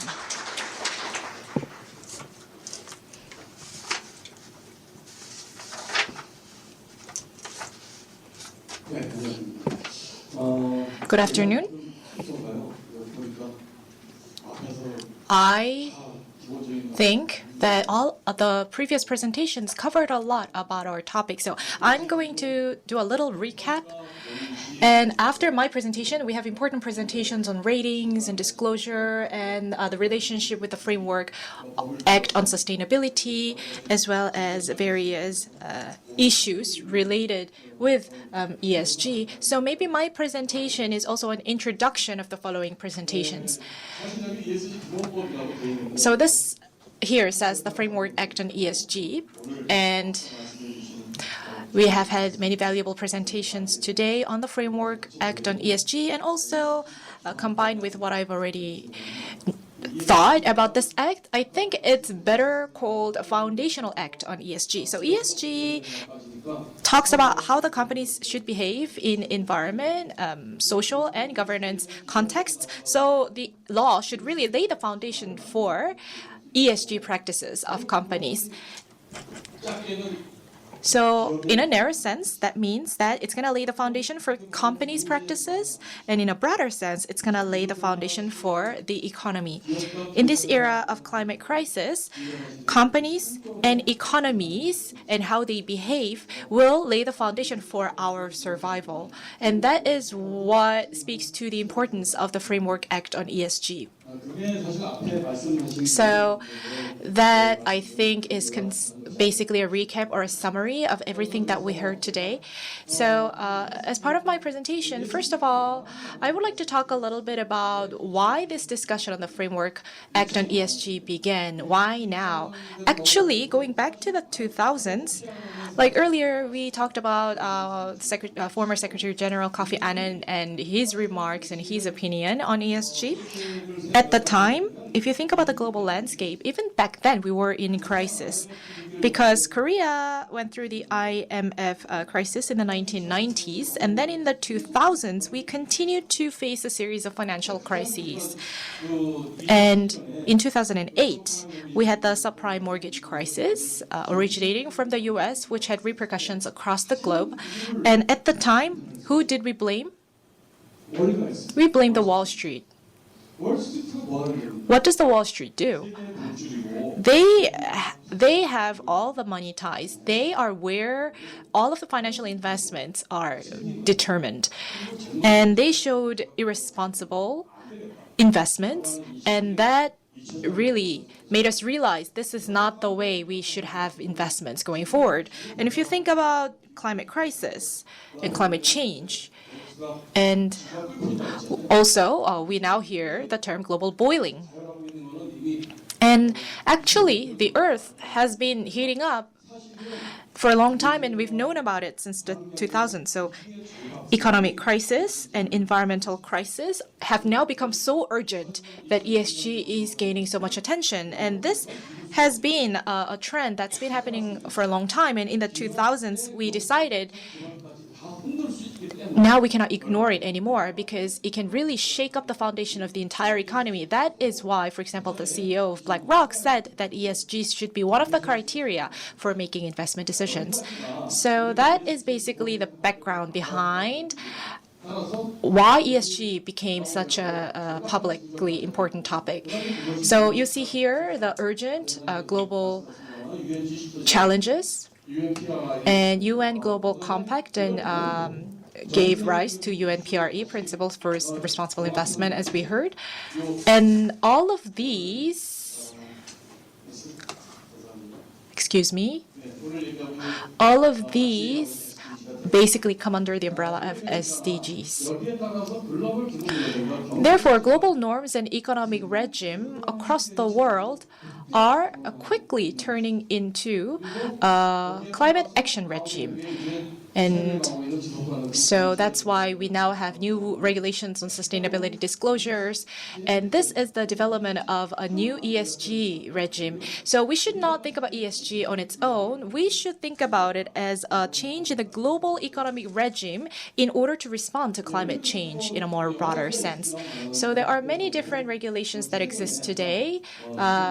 So as we heard from Mr. Shim earlier, ESG information disclosure usually, at the moment, come in three major rules. So the EU was the first to come up with it, followed by the US, followed by IFRS, which stands for International Financial Reporting Standards. So we have these three major disclosure rules, and these are being implemented around the same time now.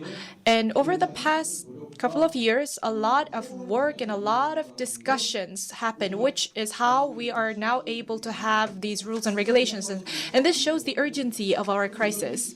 And they are not fully complete yet. So these rules and these entities have collected a lot of opinions globally, and the US is actually still in the process of the opinion collection process. So they're still in progress.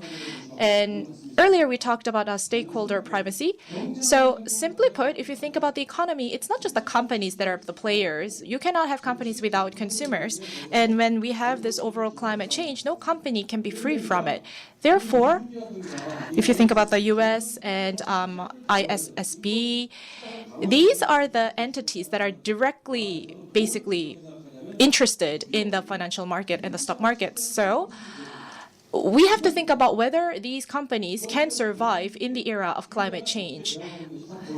And so they're telling the companies to disclose all the information about their climate action, and that will be the foundation for the investment decisions. So the companies are not going to get investments if they cannot disclose the right information.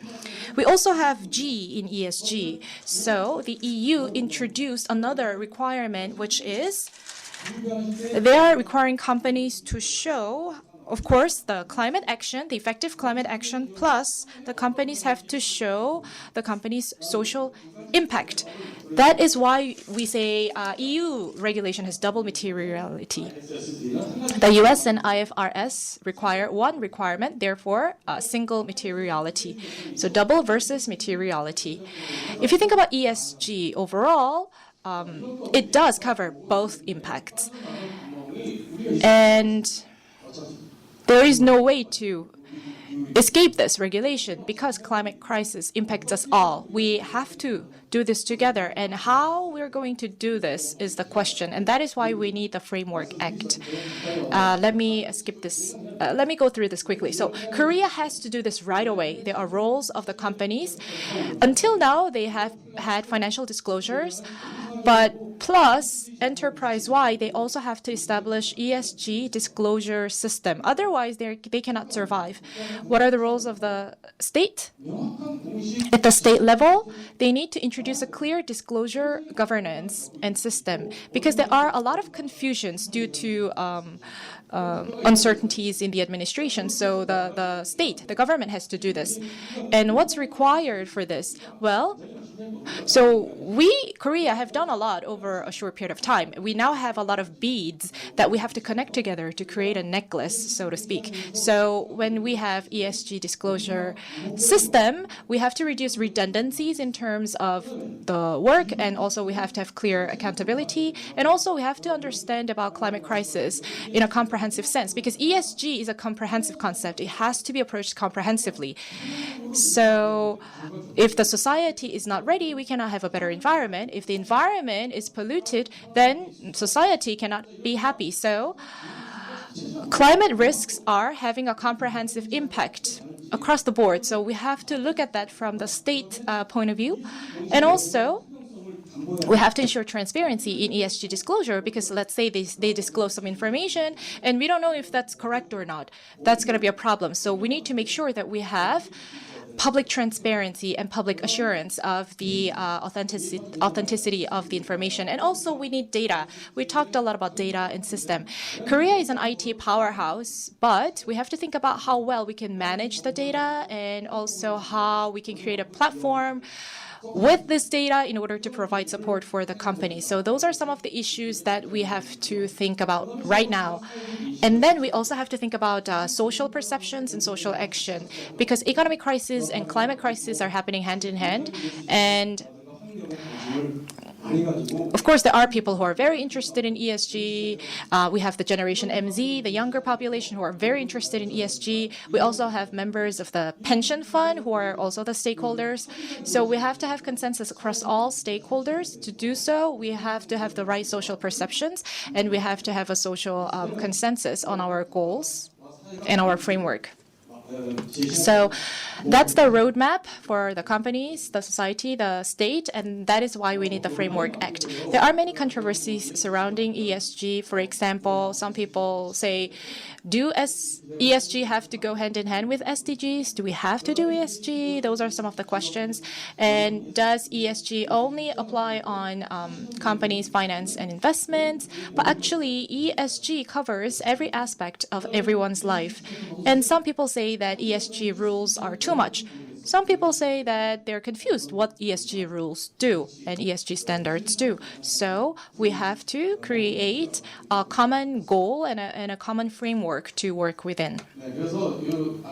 And earlier we heard from Professor Lee, but ESG should be viewed as a common good. That is a very important attitude that we should undertake. And a lot of people associate ESG with regulations, norms enforced from the outside, but that's not how we should look at it. We should think about it as sharing our social responsibility in an autonomous manner.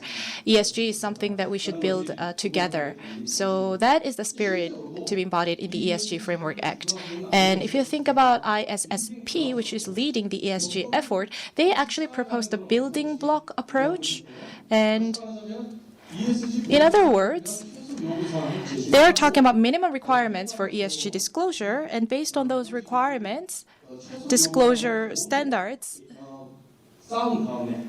should be defined at a minimum level, and then each country should apply its own specific approach. So that is also why we need the Framework Act, because we have to have our foundation to put the building blocks on. And we have to do this autonomously. We have to join forces autonomously, and that will decide whether we are successful or not. Let me skip this slide. And this shows the background behind the draft proposal of the ESG Framework Act. Now, SMEs and mid-sized companies are struggling today. So if you think about these smaller companies, they're actually backing up our economy and supporting the large corporations.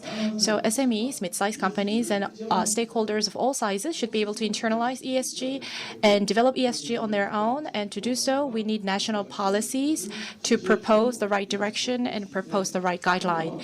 That is why we need the Framework Act. So based on a survey from 2021, we have Mr. Ko here today, but the survey found that 39.6% of mid-sized companies rated their level of preparation for ESG management as low. And we also asked what they need for expansion of ESG management practices, and 37.6% of the respondents said that they want institutional incentives such as tax benefits.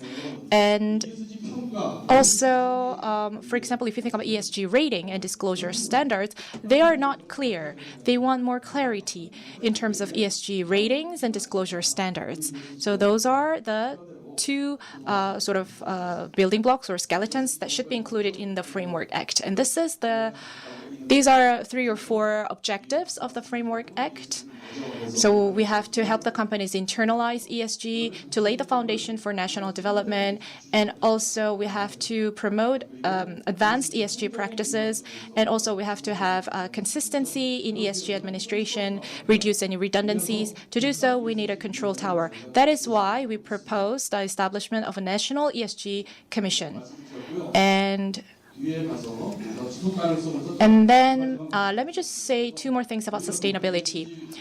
So as I said, we need National ESG Commission, and the Framework Act includes some details on this commission. This National ESG Commission should be efficient, transparent, and also it should work within an international framework.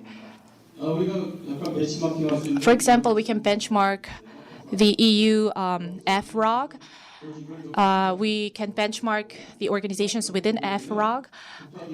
So national organizations, public organizations, financial organizations, consumer groups, and civil organizations, all of the stakeholders are involved in the FROG. So once we have the final Framework Act, we can benchmark this organizational chart to build up our commission, and this shows the organizational chart of FROG.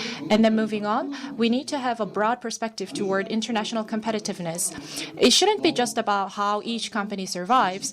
We should take a more holistic view at climate governance. And we have to think about how we can actually engage with the international community. And that really determines our national competitiveness on the global stage. And also, digital technologies can really contribute to building a platform for our ESG regime and data management and utilization. That is another reason why we need the Framework Act. And In the following presentations, we will hear more about the rating system and the disclosure standards and other controversial issues. So I look forward to those. Thank you. Thank you very much, Professor Lim. 기본법 안 And next on the ESG Basic Act and Disclosure, I would like to invite President Moon Chul-woo of Songdo University and also Chair of the G7 Korea ESG Committee. He will present on the ESG Basic Act and Disclosure. Related to disclosure, there are many issues, so the presentation will be delivered without any shared material. Hello, everybody. Just as been introduced, I am Moon Chul-woo from Songdo University. It's a pleasure to meet you. The G7 Korea ESG Committee was launched in 2019 when the G7 summit was held in UK. And at the summit, ESG-related investment and transparency issue was discussed, and there was an urge for the private sector to make effort. So in response, the global initiative was created as ITF, and the global chapter and the domestic chapter of Korea is the G7 ESG Committee to make the effort from the private sector. I actually thought about whether or not to prepare the material, and I think it is better without the material, because about 2 days ago from the Financial Commission, there is a disclosure, ESG disclosure task force, and I'm a private sector member. And if I had prepared this material, I would have actually changed the entire material. Because so much is changing rapidly related to disclosure. So just as I was concerned about, so much has changed. So it is better for me to present without a material. So to be more specific, you all are aware about the importance of disclosure, because for a company or businesses to argue that they are good at ESG is something every business wants to do. But is it true? Is it a fact? And there could be company A and company B, Samsung Electronics and Hyundai Motors, who is doing better. If we require such information, all the businesses will say that they're committed to carbon reduction. But first, there's the issue of the format of the information, and second is about the figures that the companies submit. It could be Samsung, POSCO, or Hyundai. Are you accountable of these figures? Some companies still are hesitant about whether they can be confident about the figures that they submit. Therefore, why are we emphasizing the disclosure system these days? This isn't an issue limited to Korea. It's an international issue. And it is a big debate issue. And the reason why so much is debated is because of transparency. Is the company sincere and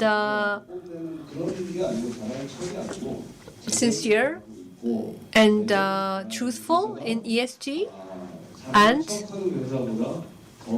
are there any companies that pretend to be good at it? And we have to distinguish between the two. That is why there was the argument to institutionalize a disclosure system. Just as Professor Im Jung-gun mentioned, and just as Vice Minister Shim mentioned, we're already heading toward the institutionalization track. In the past, for example, we used to have a sustainability report. This was on a discretionary level. Companies were allowed to release voluntary reports, but now the direction is moving toward developing a global standard-based rule to require governments to make a disclosure.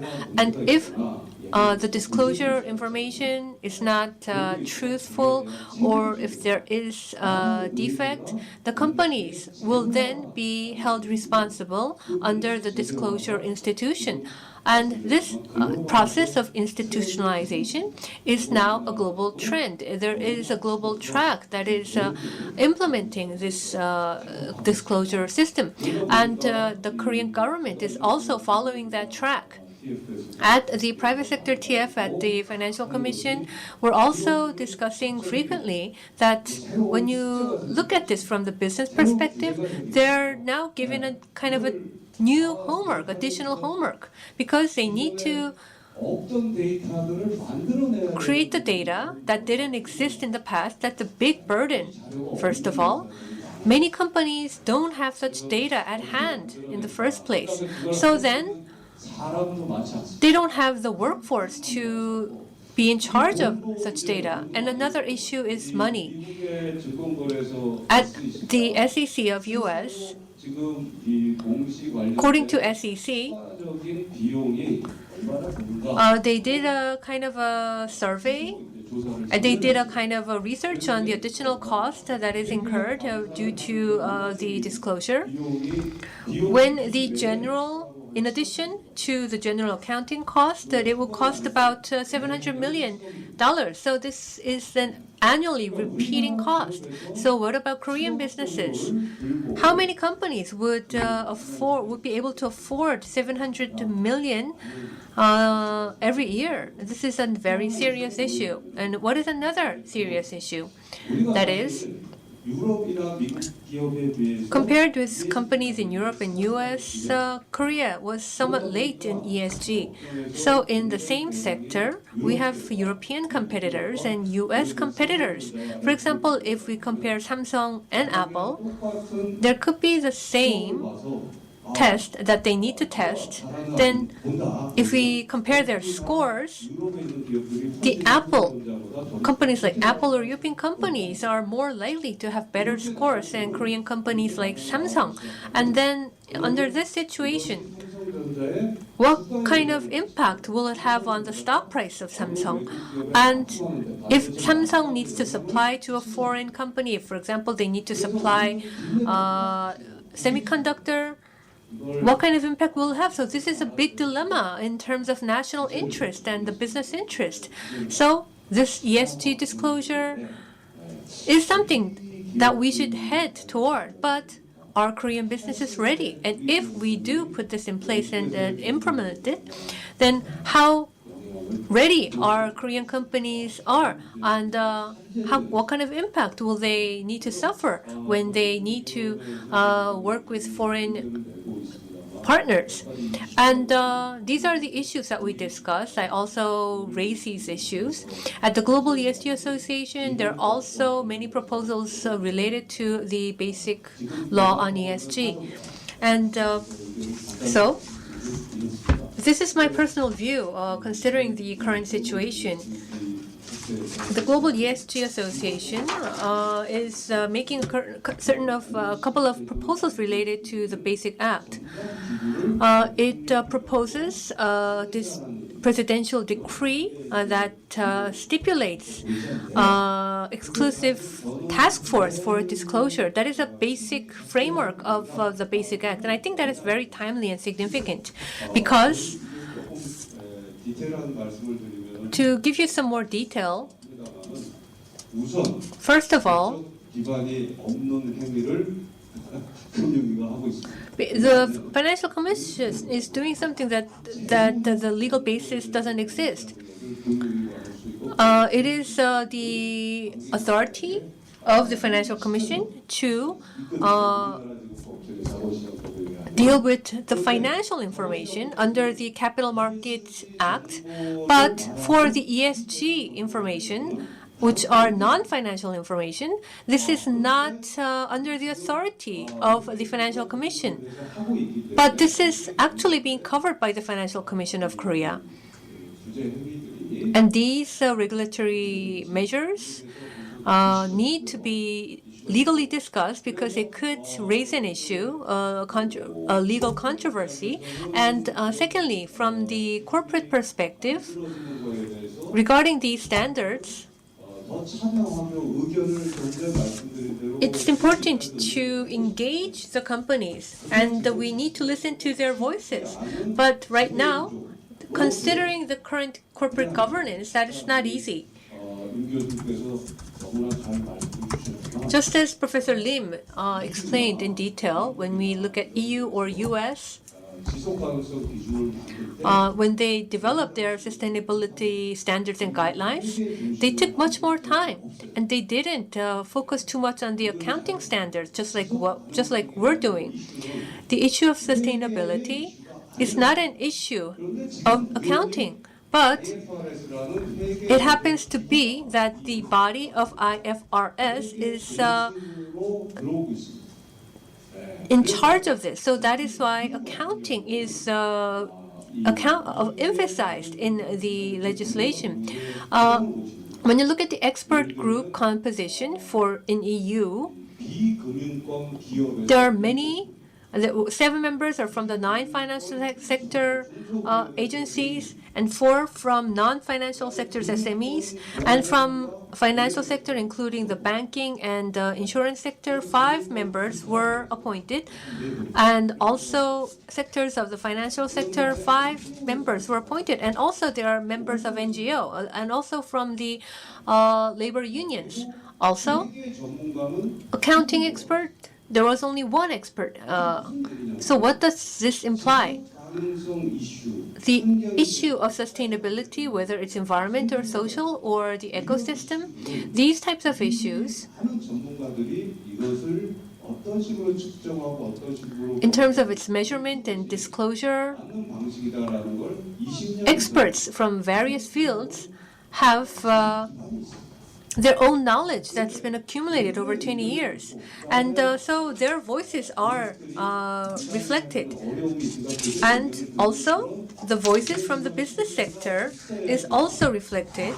And this is a type of governance that is needed to develop sustainability-related disclosures, but that is not the case in Korea. To be somewhat critical of the Korean situation, when you look at the current composition trend of the KSSB, which is the Disclosure Supervisory Board, the majority are accounting-related professors and accountants, and well, we should note that Korea is a manufacturing-based country, and there are 2 members from the financial sector, actually from holding companies.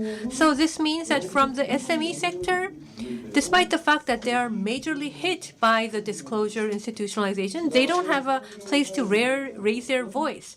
And also, there are no social or environmental experts in this composition. And also, the business sector can't raise their voice as well. So I argue that we need to change the standards and change the way we compose this supervisory board. The FSC is taking the lead and doing their best. But in terms of the governance of the supervisory body, it should be based on the presidential decree, and if this body is established, it should be given autonomy and independence and have its own authority. Basically, the FSC doesn't have a legal basis as well. That is my personal view I like to share. And when you look at overseas trends,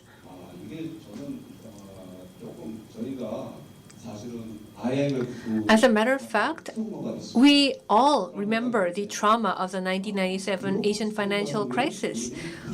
We have this somewhat obsessive mindset, or kind of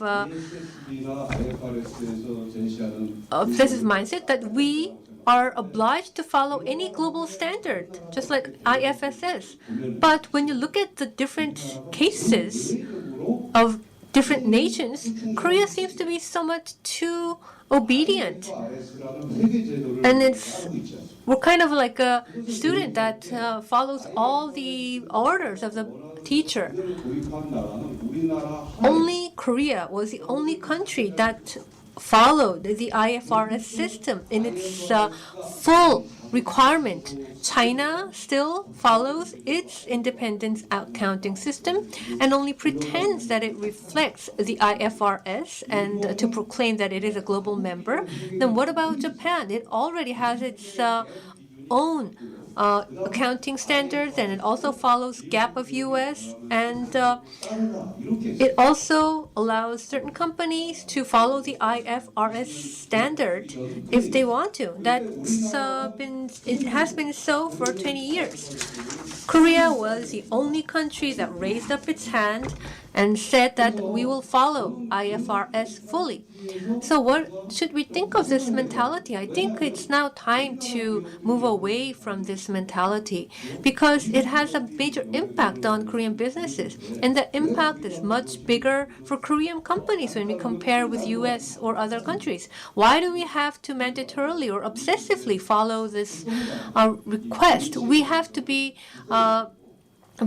aware of the sovereignty that we have when we face global standards. And so I think it is now time for Korea to adjust the IFRS to meet the local situation in Korea. And with that, I'd like to conclude my presentation.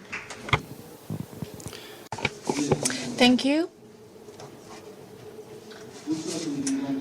Thank you, Professor Moon, for your presentation. Next, we have a presentation on ESG Framework Act and Rating by Kim Hyun-chang attorney Hae-sung Kim, who is also a JD from Harvard.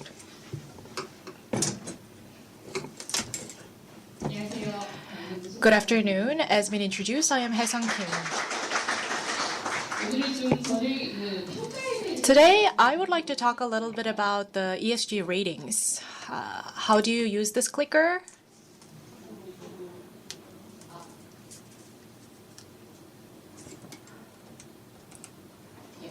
Great. When you think about ESG, it was actually from the end of 2020 that suddenly newspapers started printing articles about ESG like crazy, and we started to have a lot of media reports since then. Actually, outside of Korea, this started about 2 years earlier. If you think about Korea or other countries, the requirement and the demand for ESG data and ESG governance began to rise more and more, and there is a growing interest in the ESG ratings as well. So, for example, the companies have to send and provide ESG information, and the companies are going to be subject to ESG ratings. And there is just so much ESG information. Therefore, the rating agency has to digest and rate based on this information. And that will encourage investors to make investment decisions for companies with ESG practices. Now, the investors, when they want to make a responsible investment and when they want to gauge ESG investment risks and when they want to learn about the company's ESG practices, they would be the main consumer of ESG rating and ESG data. Also, the customers or the suppliers that work with companies will require ESG information and ES ratings. And also the government institutes require ESG information because there's so much ESG information to be interpreted, to be understood, and this ESG information in the form of ESG ratings will serve as an important source of information for government institutes. What about the companies? The companies are the subject matters of ESG ratings, and also the companies consume ESG information to review and assess themselves internally. Therefore, companies are also one of the entities consuming ESG information. Therefore, in line with ESG disclosure, we have many different entities involved in ESG ratings and many entities consuming ESG information. So if you look at outside of Korea, these are some major ESG rating agencies, and there is actually a long list of major ESG rating agencies. You can see that they are focused on the investors, they are focused on the supply chain, and they actually target different entities that consume ESG ratings. These agencies also use different methodologies for rating, and also they have different coverage of ESG, so like generalized coverage versus specialized coverage. So you see a lot of differences among the ESG rating agencies abroad. In Korea, we may not understand because we always want consistency in the evaluation, consistency in the rating standards. But fortunately, we're not the only ones who think that. Outside of Korea as well, there are a lot of complaints and also uncertainties among companies about such wide variety of rating agencies, and they continue to be ranked by all of these agencies, and they also have the burden to manage their ratings across so many different agencies. On top of that, if you see here, these shows the correlation among the different ESG rating agencies. Of course, there are more than 30 major rating agencies, but this basically shows the correlation among 6 of those rating agencies. You can see that only 3 of them have a correlation of more than 50%, and this low level of correlation shows how there is such a big discrepancy among the ESG rating agencies. Therefore, both companies and investors have a lot of pain points in terms of the ESG rating system. So they want more advancement in terms of the ESG rating system. They want it to be higher level. They want it to be more reliable, more useful. And we continue to hear these demands from both companies and investors. So this is the result from Rate the Rater survey. So this is basically literally rating the rater. And if you look at the voices from the companies and investors, they actually have a lot of shared requirements or demands. First of all, they want the data source to be reliable, because these data sources basically lay the foundation for the rating results. So they want the data sources to be reliable. They also want not just capable raters, but also they want a high level of methodology, and they want the methodology to be published. They want it to be transparent. So those are some of the biggest demands. And then next, it says focus on important issues. So different sectors, different companies focus on different issues. So which issues you concentrate on can have an impact on the rating results. So they want the rater to be focused on the right issues. And things are never still. ESG legislations continue around the world, just like the Framework Act proposal in Korea. In order to create a fair and transparent ESG market, many different state organizations and supervisory authorities and other institutes are getting involved, and they are requesting the ESG rating agencies to also apply fair and transparent standards. So, as you can see here, ESMA has a lot of authority in the EU, and in 2021, IOSCO introduced 10 different recommendations for voluntary actions and legislations as part of the ESG ratings and data product providers' final report. It talks about the recommendations for the supervisory. It recommends that the rating agency should also cover the same items supervised by the financial authority. And also, it talks about how to increase data transparency, how to increase transparency methodology, how to prevent the conflict of interest among stakeholders, among many. And so there are also recommendations for the data users. It says that the data users should also have a certain level of due diligence to make sure that they can trust the right information. And also, it recommended that the subject matters of the rating should make sure that the disclosure is fair and transparent. So this takes into account the interaction between the rating agency and the companies that are being rated. And at the end of last year, Japan's Financial Supervisory Agency also introduced the Code of Conduct for ESG rating and data providers. Again, this is kind of similar to the Code of Stewardship in Korea. The Code of Stewardship first began in the UK, and ever since then, it has been utilized in the form of comply or explain. So you either comply with the code of conduct, or if you're incompliant, you have to explain the reasons for incompliance. That is a universal method that's also adopted in this code of conduct for ESG rating. And earlier I told you about the IOSCO recommendations, and the Japan code of conduct reflects similar items. And at the Financial Supervisory Agency of Japan, they said that the data provision will be published every 1 year, and the current status of institutes that accepted these code of conduct will be published every 6 months. So it shows how FSA is taking a soft approach rather than a hard approach to kind of gauge the reaction of the market and to understand how useful, how helpful are the results of the ESG ratings in order to identify any ways to improve the existing policies. So this will have a positive impact on the development of ESG rating market. In the EU, in June of 2023, so just a couple of months ago, we saw a new measure with a harder approach. And of course, there are the 10 recommendations from the action plan, which became the basis for this. And it shows how, even without a directive, this regulation on the transparency and integrity of ESG rating can be applied in EU member states. So again, this focuses on transparency of the rating as well as prevention of conflict of interest.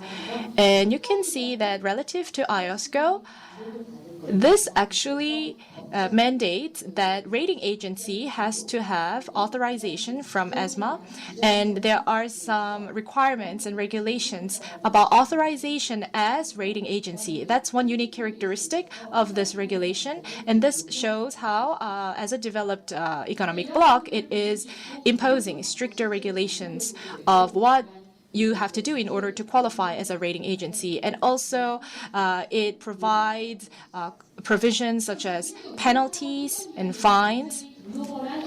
What about Korea? So, what if a Korean agency wants to provide a rating for EU entities? We need certain qualifications for that. We need, first of all, qualification within Korea, and also we need to have the right control of the rating results, and also we have to have an equivalent level of regulation in Korea in order for a Korean rating agency to rate EU-based entities. Korean Financial Services Commission, of course, also took action. We resemble Japan's approach more than EU's approach, so we provide a guideline, a guidance, which is more voluntary, and it's either comply or explain method as well. So we have benchmarked a lot of the best practices that were covered earlier, and our FSC from 2025 will review legislation of this rule. So Korea Supervisory Authority seems to be thinking long and hard about how to make it transparent, how to make it useful, and how to actually make ESG rating more effective in the market. And so this was first introduced in 2023. And now, let me tell you some major issues in relation to the ESG rating market. And In the current guideline, we only have the very basic provisions, but there are some other provisions that could be introduced in the future. So will we legislate this or will we keep it as a guideline? From September, there will be added transparency in terms of our ESG disclosure information, and therefore there continues to be market research to understand better how the companies are reacting. So in 2025, legislation could actually happen, and there will be many discussions leading up to that. In terms of qualification of a rating agency, there was actually, so you know how when you take a quiz, when you take an exam, and if the supervisor is not qualified, then you would feel very concerned, and there could be issues with transparency and fairness, and therefore Korea is also starting to address these issues by introducing registration or qualification system for the rating agencies, and we're thinking about how to supervise this. So will we go for a voluntary framework or will we go for a legislative framework? That will continue to be the issue of our debate. And also reliability will be very important for disclosure because, first of all, we need to have a lot of good raw data.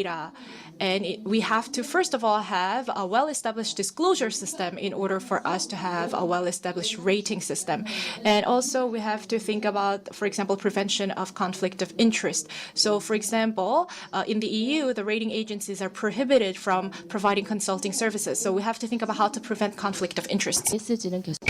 And last but not least, we have to align our regulations with the international context because the EU regulation also talks about how you have to have the equivalence level with the EU in order for a third country rating agency to be qualified in the EU. So Korea also has to think about the level of equivalence or interoperability that we require. And in order to have these discussions, we will need to cover various different items in the Framework Act for ESG, and I hope that this will be an opportunity to have many more discussions. Thank you. Thank you. For the details of the Framework Act on ESG, please look at the appendix of the brochure for today's event. So you can refer to that for any details. And we were given 15 more minutes by the UN, so we can finish at 4. And next presentation is on the ESG Basic Act and SDGs Implementation. We'd like to invite the Director of the Social Innovation Lab and the Vice Chairman of the Korea ESG Association, Kwon Ki-tae. And he was one of the practitioners in the enactment of the Sustainable Development Basic Act, and also served as the team head of various presidential committees for sustainable development in Korea. I think today is very timely and significant as we create the momentum for ESG. So to President Hwang, as well as all the officials, I'd like to thank you. We're very tight in our schedule, so I'd like to just talk about two things. First is, the title is the ESG Basic Act and SDGs Implementation, and today's topic is the institutionalization of ESG for SDG implementation. So first, I'd like to tell you that we can meet SDGs through ESG implementation. And if we enact the ESG Basic Act, there are a couple of issues. First is about the confusion related to the actual execution of the law. So how should we be prepared? How should we meet that confusion? In the past, for when we enacted the Green Growth Basic Act, what is the relationship between sustainable development and green growth? Actually, we had a controversy for over 1.5 years because of the relationship. So we need to skip that stage and move right away into the legislation. What kind of efforts did Korea make for sustainable development? And we are holding the UN official event from yesterday up to tomorrow. And the ultimate goal is to pursue Sustainable Development Goals, SDGs. And we also have a history of over 30 years of implementing SDGs. And I will skip the stages. We have much achievements. First of all, we also have shortcomings. In the SDG Basic Act, we left out one thing. That is, we left out the industrial sector because back then, in the past, businesses regarded this as a cost and a burden. So the SDG Basic Act was something that the businesses feared and was concerned about. So they were excluded. But still, the industry sector is very critical, and it shouldn't be left out. But this portion was excluded. We do have institutional achievements, but as a result, large companies, for example, large companies have the Korean Business Council for Sustainable Development, also the Sustainable Management Center led by KCCI. Nevertheless, because the business sector was not included under the legislation, there were limitations. But as we now follow the cause for ESG, I think we can correct that shortcoming because we can engage the business sector. And this was the industrial sector's effort for sustainable development in Korea during the 1990s. So we pursued green management, environmental friendly management, and in the 2000s, sustainable management. And in 2010, once again, green management and sustainable development management. And in 2020, people think that this sustainable management is equal to ESG management, but at the same time, but at any rate, this is the current trend. When you look at the SDG Basic Act and ESG Basic Act, this is a comparison. We have 6 presenters in total today. There were many core issues when we discuss the ESG Basic Act, and all of those issues are included in today's presentation. You see a full version of the debates that we made. When you compare ESG Basic Act and the SDG Basic Act, the biggest difference is where it is applied, the entities that it's applied to. ESG is applied to the governments as well as businesses. But for SDG Basic Act, it doesn't include the businesses as its applied entity. Its subject are central and local governments to implement the 17 SDGs. So ESG is complementing the areas that SDG is missing out on. So on a brief high level, about 70% of local governments have basic ordinances for SDG Basic Act. For ESG related ordinances, 34 municipalities have enacted the ordinances. If the ESG Basic Act is enacted, it will form the legal basis for more local governments to develop the ordinances. So what is the relationship between the ESG Basic Act and the SDG Basic Act? It's very important to have a clear definition of its relationship. Sustainable development is a core value and goal. Then what about ESG? It is a core means to contribute to achieving the SDG goals. This is the most simple definition of the relationship between the two. Once the legislation is implemented, there is, under the ESG Basic Act, there will be the ESG Basic Plan. So what is its core feature? For the SDG Basic Plan, it encompasses the 17 areas, including the economy, society, environment, and social systems and administration. It includes the Carbon Neutral Green Growth Act, and also in the social sector and administrative sector, there is the ESG Basic Plan. And to meet these basic strategies, there are the detailed administrative plans. And one more thing. There's one thing I'd like to add. We could be concerned that since ESG is such a big buzzword these days, MSG is something everybody familiar about, So people are familiar with ESG, but not many people are familiar with SDG. But when you look at SDG and ESG, some people confuse SDGs and ESG and think that they're identical. You can grow this type of diagram, but there is a point that it misrepresents. It misrepresents ESG and SDG because they are not identical. ESG could be included under SDGs as its core means. So let me hurry on. On the higher level, there's ESG Basic Act and basic plans. When you look at the phrases, you don't have to misunderstand.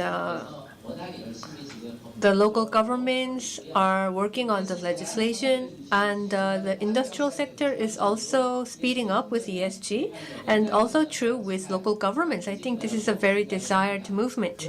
Nevertheless, there's still one concern. As I mentioned in the beginning, there are some local governments that don't have a sufficient level of understanding between the relationship between SDG and ESG. Some local governments think that they could replace SDGs with ESGs. So since the sustainability agenda began with the environmental sector, it could be replaced by ESG. That is a misunderstanding. SDG is a comprehensive initiative. ESG is critical, but we should not confuse the end and the means. ESG is an important policy and strategy to achieve SDGs. That is the correct definition. So what should we do in the future? First, it's important to raise the awareness of the relationship between ESG and SDG. The goals of ESG and SDG should not be confused or misunderstood. And some people debate which one is more important between ESG, but that is not important. What is important is to put them into practice, and all players should join in,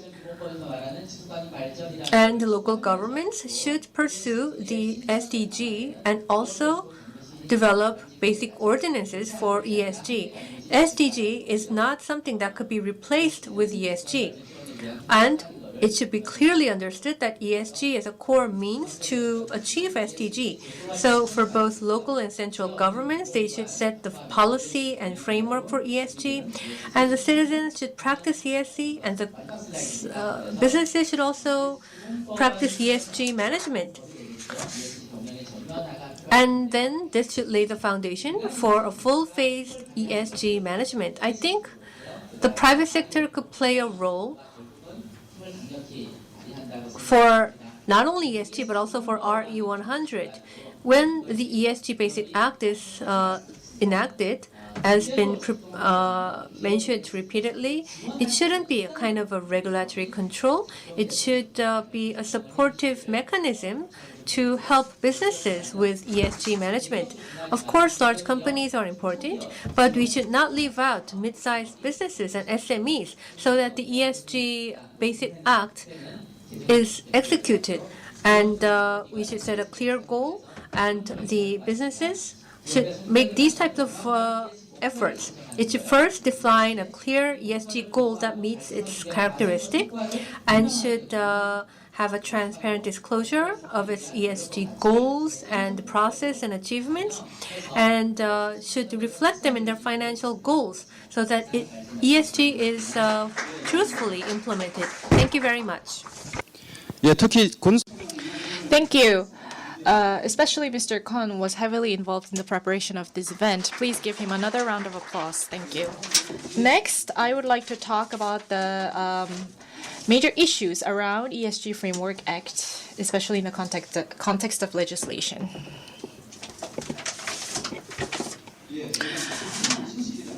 Inconvenient truth. That's what I would like to begin with.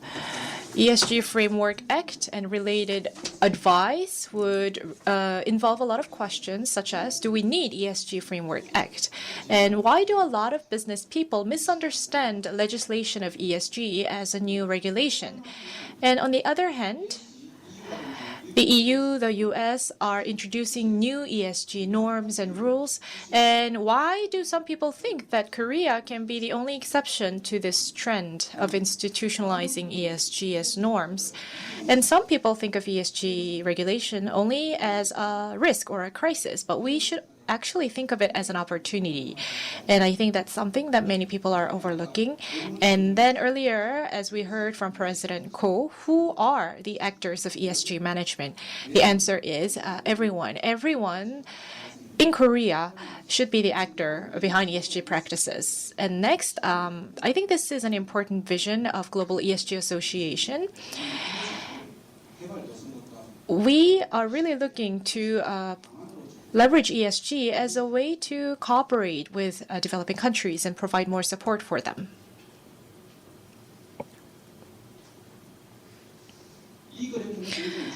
These are important graphs. If you look at the top, it says that these are developed countries that have a non-elastic relationship between GDP and greenhouse gas emissions. As you can see, that you have a reverse proportional relationship between GDP and greenhouse gas emissions in all these developed countries, except for Korea and China. Korea has a proportional relationship, but the US, Japan, Germany, and United Kingdom have a reverse proportional relationship between GDP and greenhouse gas emissions.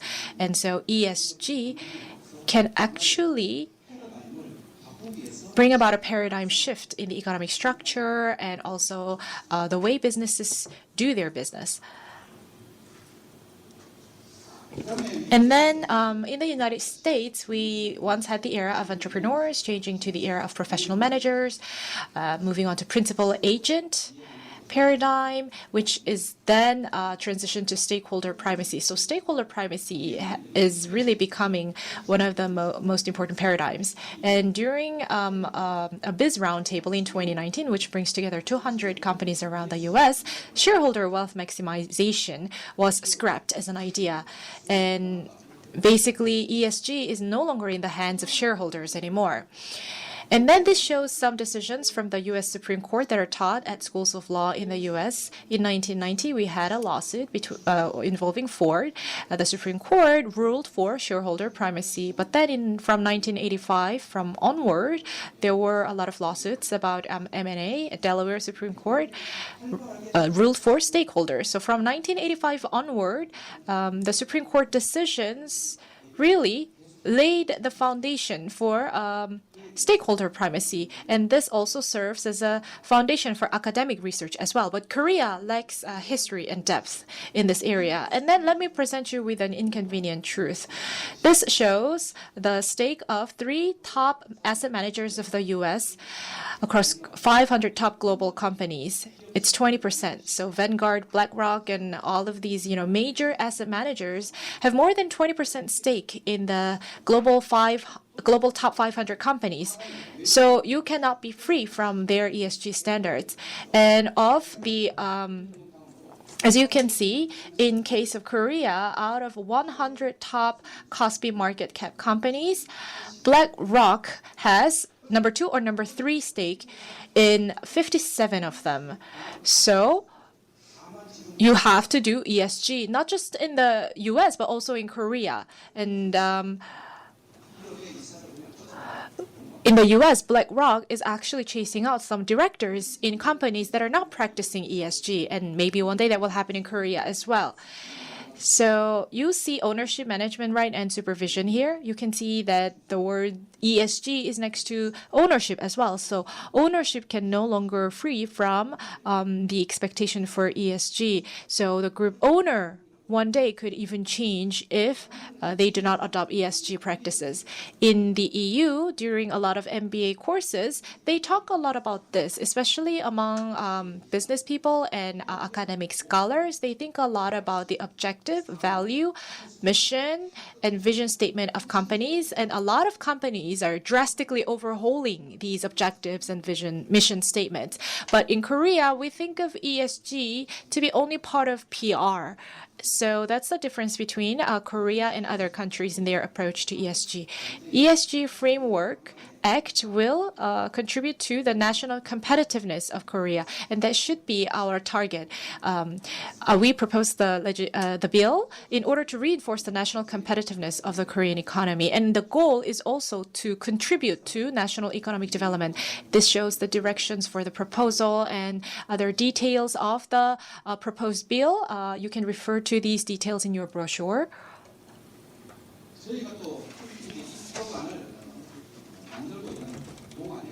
While we were creating and drafting the bill, members of the opposing party also proposed a draft bill on Act for Human Rights and Environment Protection for Sustainable Management of Companies. And then also from the opposition party, 25 members proposed a draft on the Act to promote environment, social, and governance management. And if you look below, you can see how this could be the first act of such kind to lay the foundation for sustainable ESG. And here's my conclusion. The fundamental of ESG framework is about basically increasing the competitiveness of Korean companies on the global stage. And it should be viewed as an opportunity. If you look at developed countries and their ESG practices, there's actually already a strong ecosystem for ESG. Therefore, we should actually benchmark such ESG ecosystem and ESG startup culture in the developed countries. And this can be aligned with the fourth industrial revolution as well. So the generation MZ, the younger population, can benefit from job creation, and also we can benefit from strong local economy.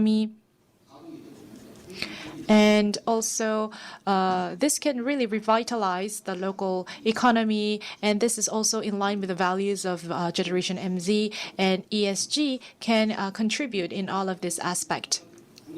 So ultimately, it should aim at supporting ESG practices of domestic companies and to promote ESG management among Korean companies. And as we heard earlier, the players of ESG practices, the stakeholders or the actors, should involve everyone, including the central government, local government, public institutes, companies, citizens, media, educational institutes, and so on. And I would like to wrap up with a suggestion to President Hwang. We should not only benchmark global ESG trends, but also we should think about how we can expand and spread ESG practices in other developing countries. And I think that will contribute to boosting our national competitiveness as well. Thank you. Thank you very much for all of your patience. Last but not least, we will have a discussion. We have the chair for this discussion, Chairman Shim Bo-gyun of Iksan Urban Management Corporation. We have the discussants who are VP of FOMEC, Pyonwon-ik, and also we have Director at KSSBA, Bang Hyuk-jun. Mr. Pang is also the CEO of Kuntek. Kuntek is an ESG data solution provider.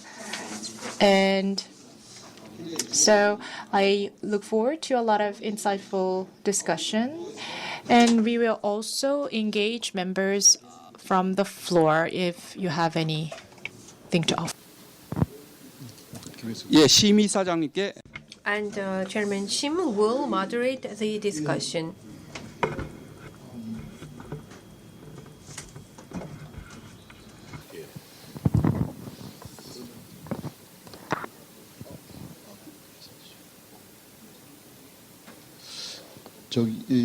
시간이 근데 지금 주어진 시간이 지금 Well, actually, I don't know whether we could have this panel discussion. We have our two discussions on the ESG Basic Act, and we do say that it is supportive of the businesses, but we have to listen to the voices and the concerns of the businesses from the business perspective. So that would be very useful for us as we develop the framework of the ESG Basic Act. It will also help the general public to have a clear understanding. I'd like to invite Executive Vice President Pan Won-ik of the Federation of Middle Market Enterprises of Korea. Hello.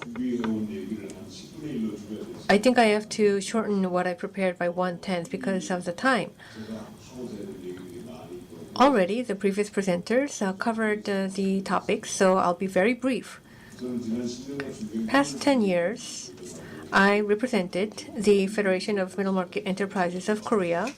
I sometimes had conflicts with the government and politicians. I helped in the legislation and related with ESG. Some companies feel it very burdensome, and I had a chance to talk with them.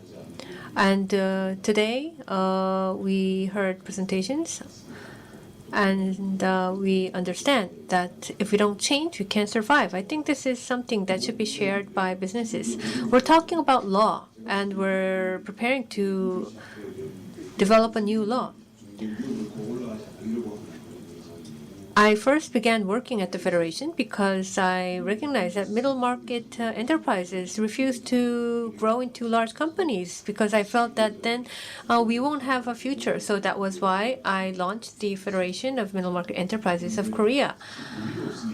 But we don't have a relevant legal framework. So even if we discuss this with the academia, it doesn't help change the ecosystem. But in 2014, the legislation was developed, and with that enactment, a new system and institution was put in place, and they created the environment so that companies could change. The same is true for ESG. Without a law, the system cannot be put into practice. So today, we have a very important cause. It is to enact the ESG Basic Law. We have to hurry. We wasted a lot of time, and we recognize that we wasted our past, and we're wasting time trying to understand what we did. So we don't have more time to lose. We have to hurry.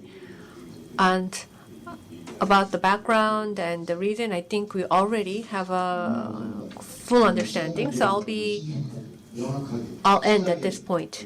ESG를 실천하고 이행하기 위해서는 법이 필요. So he talked about the strong need to act now. And then from our sponsor of the event, we have Director Bang Hyuk-jun of KSSBA and also CEO of Kuntech. Yes, in the interest of the time, I would like to just give you the main point of our view. Our company provides related solutions of ESG. ESG requires a large amount of data, and we offer a solution for strong small companies or mid-sized companies that import to other markets. And that's because when we have a legislation framework, well, before or after that, you can use our solutions because companies that are importing to other markets are already under pressure to practice ESG. For example, let's say that you are a supplier for Benz in Germany, then already you have certain ESG requirements and carbon neutrality requirements. Currently, the requirements are rather rough and approximate, but from next year, the data requirements will become very specific, complicated, and difficult to meet. And this data has to be provable. So traceability is very important in this IT and data. For example, you can provide snapshots of data, but you also need to offer traceable data. So traceable data is something that you cannot lie about. And if you think about strong small companies in Korea at the moment, even if they are rather large in size, it's very difficult to have a specialized traceable data because they have to import to the States, to China, to Asian countries, to European countries, and they all have different standards or requirements because we have such a diversity of standards. Therefore, we are hoping to offer a solution so that the customers can measure, distribute, and comply with such a diversity of standards. So globally speaking, in Europe, we have a lot of new startups that offer these solutions. And from a couple of years back, we are also preparing for such solutions. For these small, strong countries, they will have to provide the right reportings. Therefore, when you think about green environment actions in ESG, what's the biggest priority is the survival of these businesses. So we hope to aid companies survive in this context. Thank you. So you talked about your solution to make the data traceable and accountable at strong small companies, and you talked about some of the challenges faced by the companies. So from the company's point of view, is the Framework Act welcome or not? Yeah, the companies also recognize the need to have a Framework Act, especially because the companies that are importing to other markets are under the pressure, but also non-importing companies in Korea have to follow the trend, and the importing companies are really at the front line of this trend. But also behind those, we have a lot of companies that are supplying to the domestic market, and we need to have the support from this group of companies as well, because we are moving from scope 1, 2 to 3 requirements, and we need to follow such trends. Thank you. You talked about the need for legislation, the need to build a support system for such efforts. And now we will maybe hear from one member in the floor, if any, because we don't have much time. So,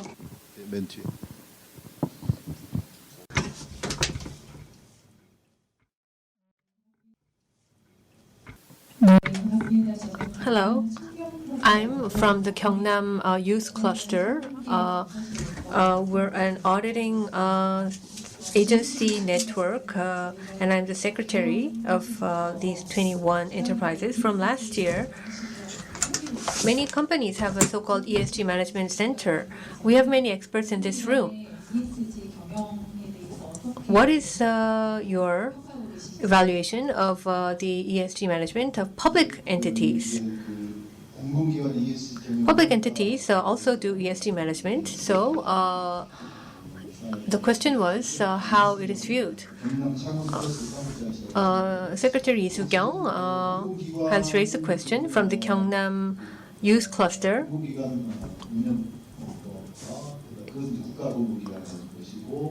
There is a law for public agencies management and also local government administration. And when you evaluate public entities and public companies, even though ESG is included as an evaluation item, I also at the Iksan City Management Corporation, and the situation is similar. We don't have the experts or personnel or the capacity to actually do the ESG evaluation. So that's why we do an outsourcing to consulting companies. Maybe some private companies will have that data because when they are exporters, but generally they don't have the quality data. So I understand that they normally outsource this task. So even though many companies began the ESG management, I believe that the level is quite limited to a level only for evaluation purposes. So it means that a more systematic institution is required. So once the ESG Basic Act is enacted, I believe that it will set the legal foundation for not only local governments but also public agencies, and it will help them to collaborate with local research institutes and academia so that they can develop their ESG management. They do that solely for their evaluation purposes, so I think that is what limits the quality. And Mr. Pan asked for just one last minute. 10 years ago, it took only 6 months for us to legislate. So as a person experienced in legislation, fostering mid-sized companies and creating a business-friendly ecosystem, that was not controversial among the politicians. But when the politicians make laws, sometimes we lacked understanding in the economy. So we had like 5 seminars at the National Assembly, starting in June until December. We had many seminars, and it took 6 months for us to pass the law. So in the history of lawmaking of Korea, that was very, very expedited. That was a very short period of time. And I think we also have to work like that for this legislation. We have to have a bipartisan cooperation across the parties in order to better understand the economy and better discuss ESG. And so I hope that there will be another opportunity for me to share my experiences in more detail. Thank you. In the interest of the time, we cannot go beyond this. Now let me pass the mic back to our MC. Okay, thank you very much, everybody, for staying with us to the end.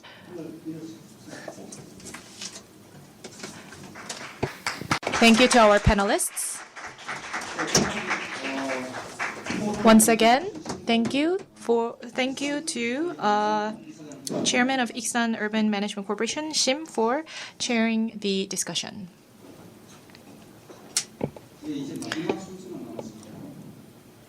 And last but not least,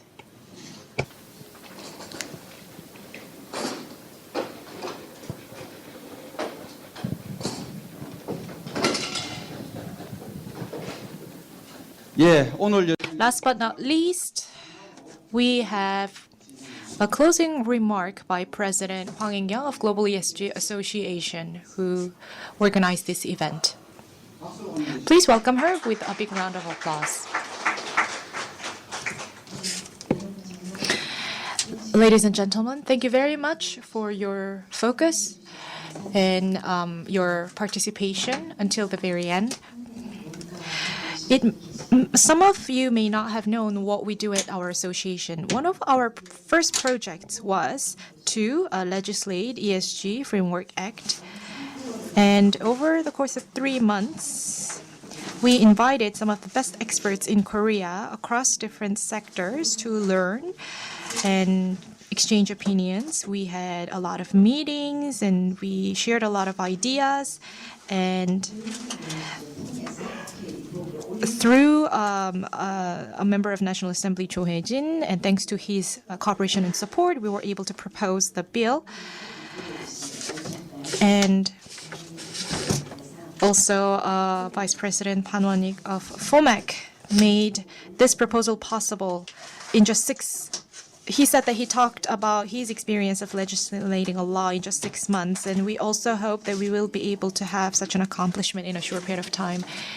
And also at the end of this year, we have Honorary President Kwon here with us. We traveled to Mongolia together, met with the Minister of Defense in Mongolia, and we talked about planting trees in deserts of Mongolia, which account for 80% of the landmass of Mongolia, because in spring, as you know, we have a lot of fine dust, and a lot of that comes from the deserts in Mongolia. And also, we cannot just sit and watch the severe desertification of Mongolia, our neighboring country. Mongolian president 2 years ago went to the UN and declared that they will plant trees in 15% of their deserts, but 2 years later, that has not been achieved. So the Global ESG Association is trying to promote why desert greening in Mongolia will help Incheon metropolitan city as well as Korea. And we're trying to identify why progress is not being made in Mongolia. And former Minister Kwon actually involved some of the best experts in plant DNA replication, and he's actually one of the advisors at our association. So he did some studies about what to plant in Mongolia, what can survive best in Mongolia, and he has all the data on the plants, and now we are embarking on that project. So the Minister of Defense in Mongolia actually is in Korea, and he will stay for about 4 or 5 days in Korea, and we will have an MOU signing ceremony as well. So we will engage also companies and local governments in our project to plant trees in the deserts of Mongolia, and the military officers of Mongolia, I believe, will manage these plants well to make sure that they can grow and expand. And the funding that went into this project will give some returns to the companies that invested in the project as well. Ulleungdo is also a beautiful island. It's an iconic island for us Koreans. And thanks to Professor Lee in Gyeongbuk-do Province and Ulsan Island, we had a proposal for a project because 2 years later they will have an airport there. But only 15% of their wastewater is being processed. The rest is actually flowing into the seawater. And they want to really make sure that this problem is solved. They want to be able to process the wastewater in the next year or so. So that is another project that will actually begin from tomorrow. And so we have this Mongolian project, we have the legislation of the ESG Framework Act, and we have the Ulleungdo wastewater processing project. Those are some of our important projects for this year, and we will continue to introduce a lot of new projects going forward. Mongolia, Thailand, Cambodia have close ties with me. As you know, I used to be a writer. I am a writer. And as a writer, I would like to leverage all of my connections for my cause. And I would like to disseminate ESG across Asia as our common purpose by signing an MOU with these countries. In Cambodia, the new prime minister is expected to also send us a proposal for a project. He's excited about our projects. And also in Thailand, we are going to work together to practice ESG. That's another proposal we have from Thailand. And next year, when we mark our first anniversary, I'm sure that we will have much more to report to you and share with you and share this joy of the projects. Again, thank you very much for your patience. Thank you very much. Thank you very much. This concludes the seminar. Thank you very much. This concludes the seminar. We look forward to meet you again next year. For all the participants and all members of the host organization, thank you very much.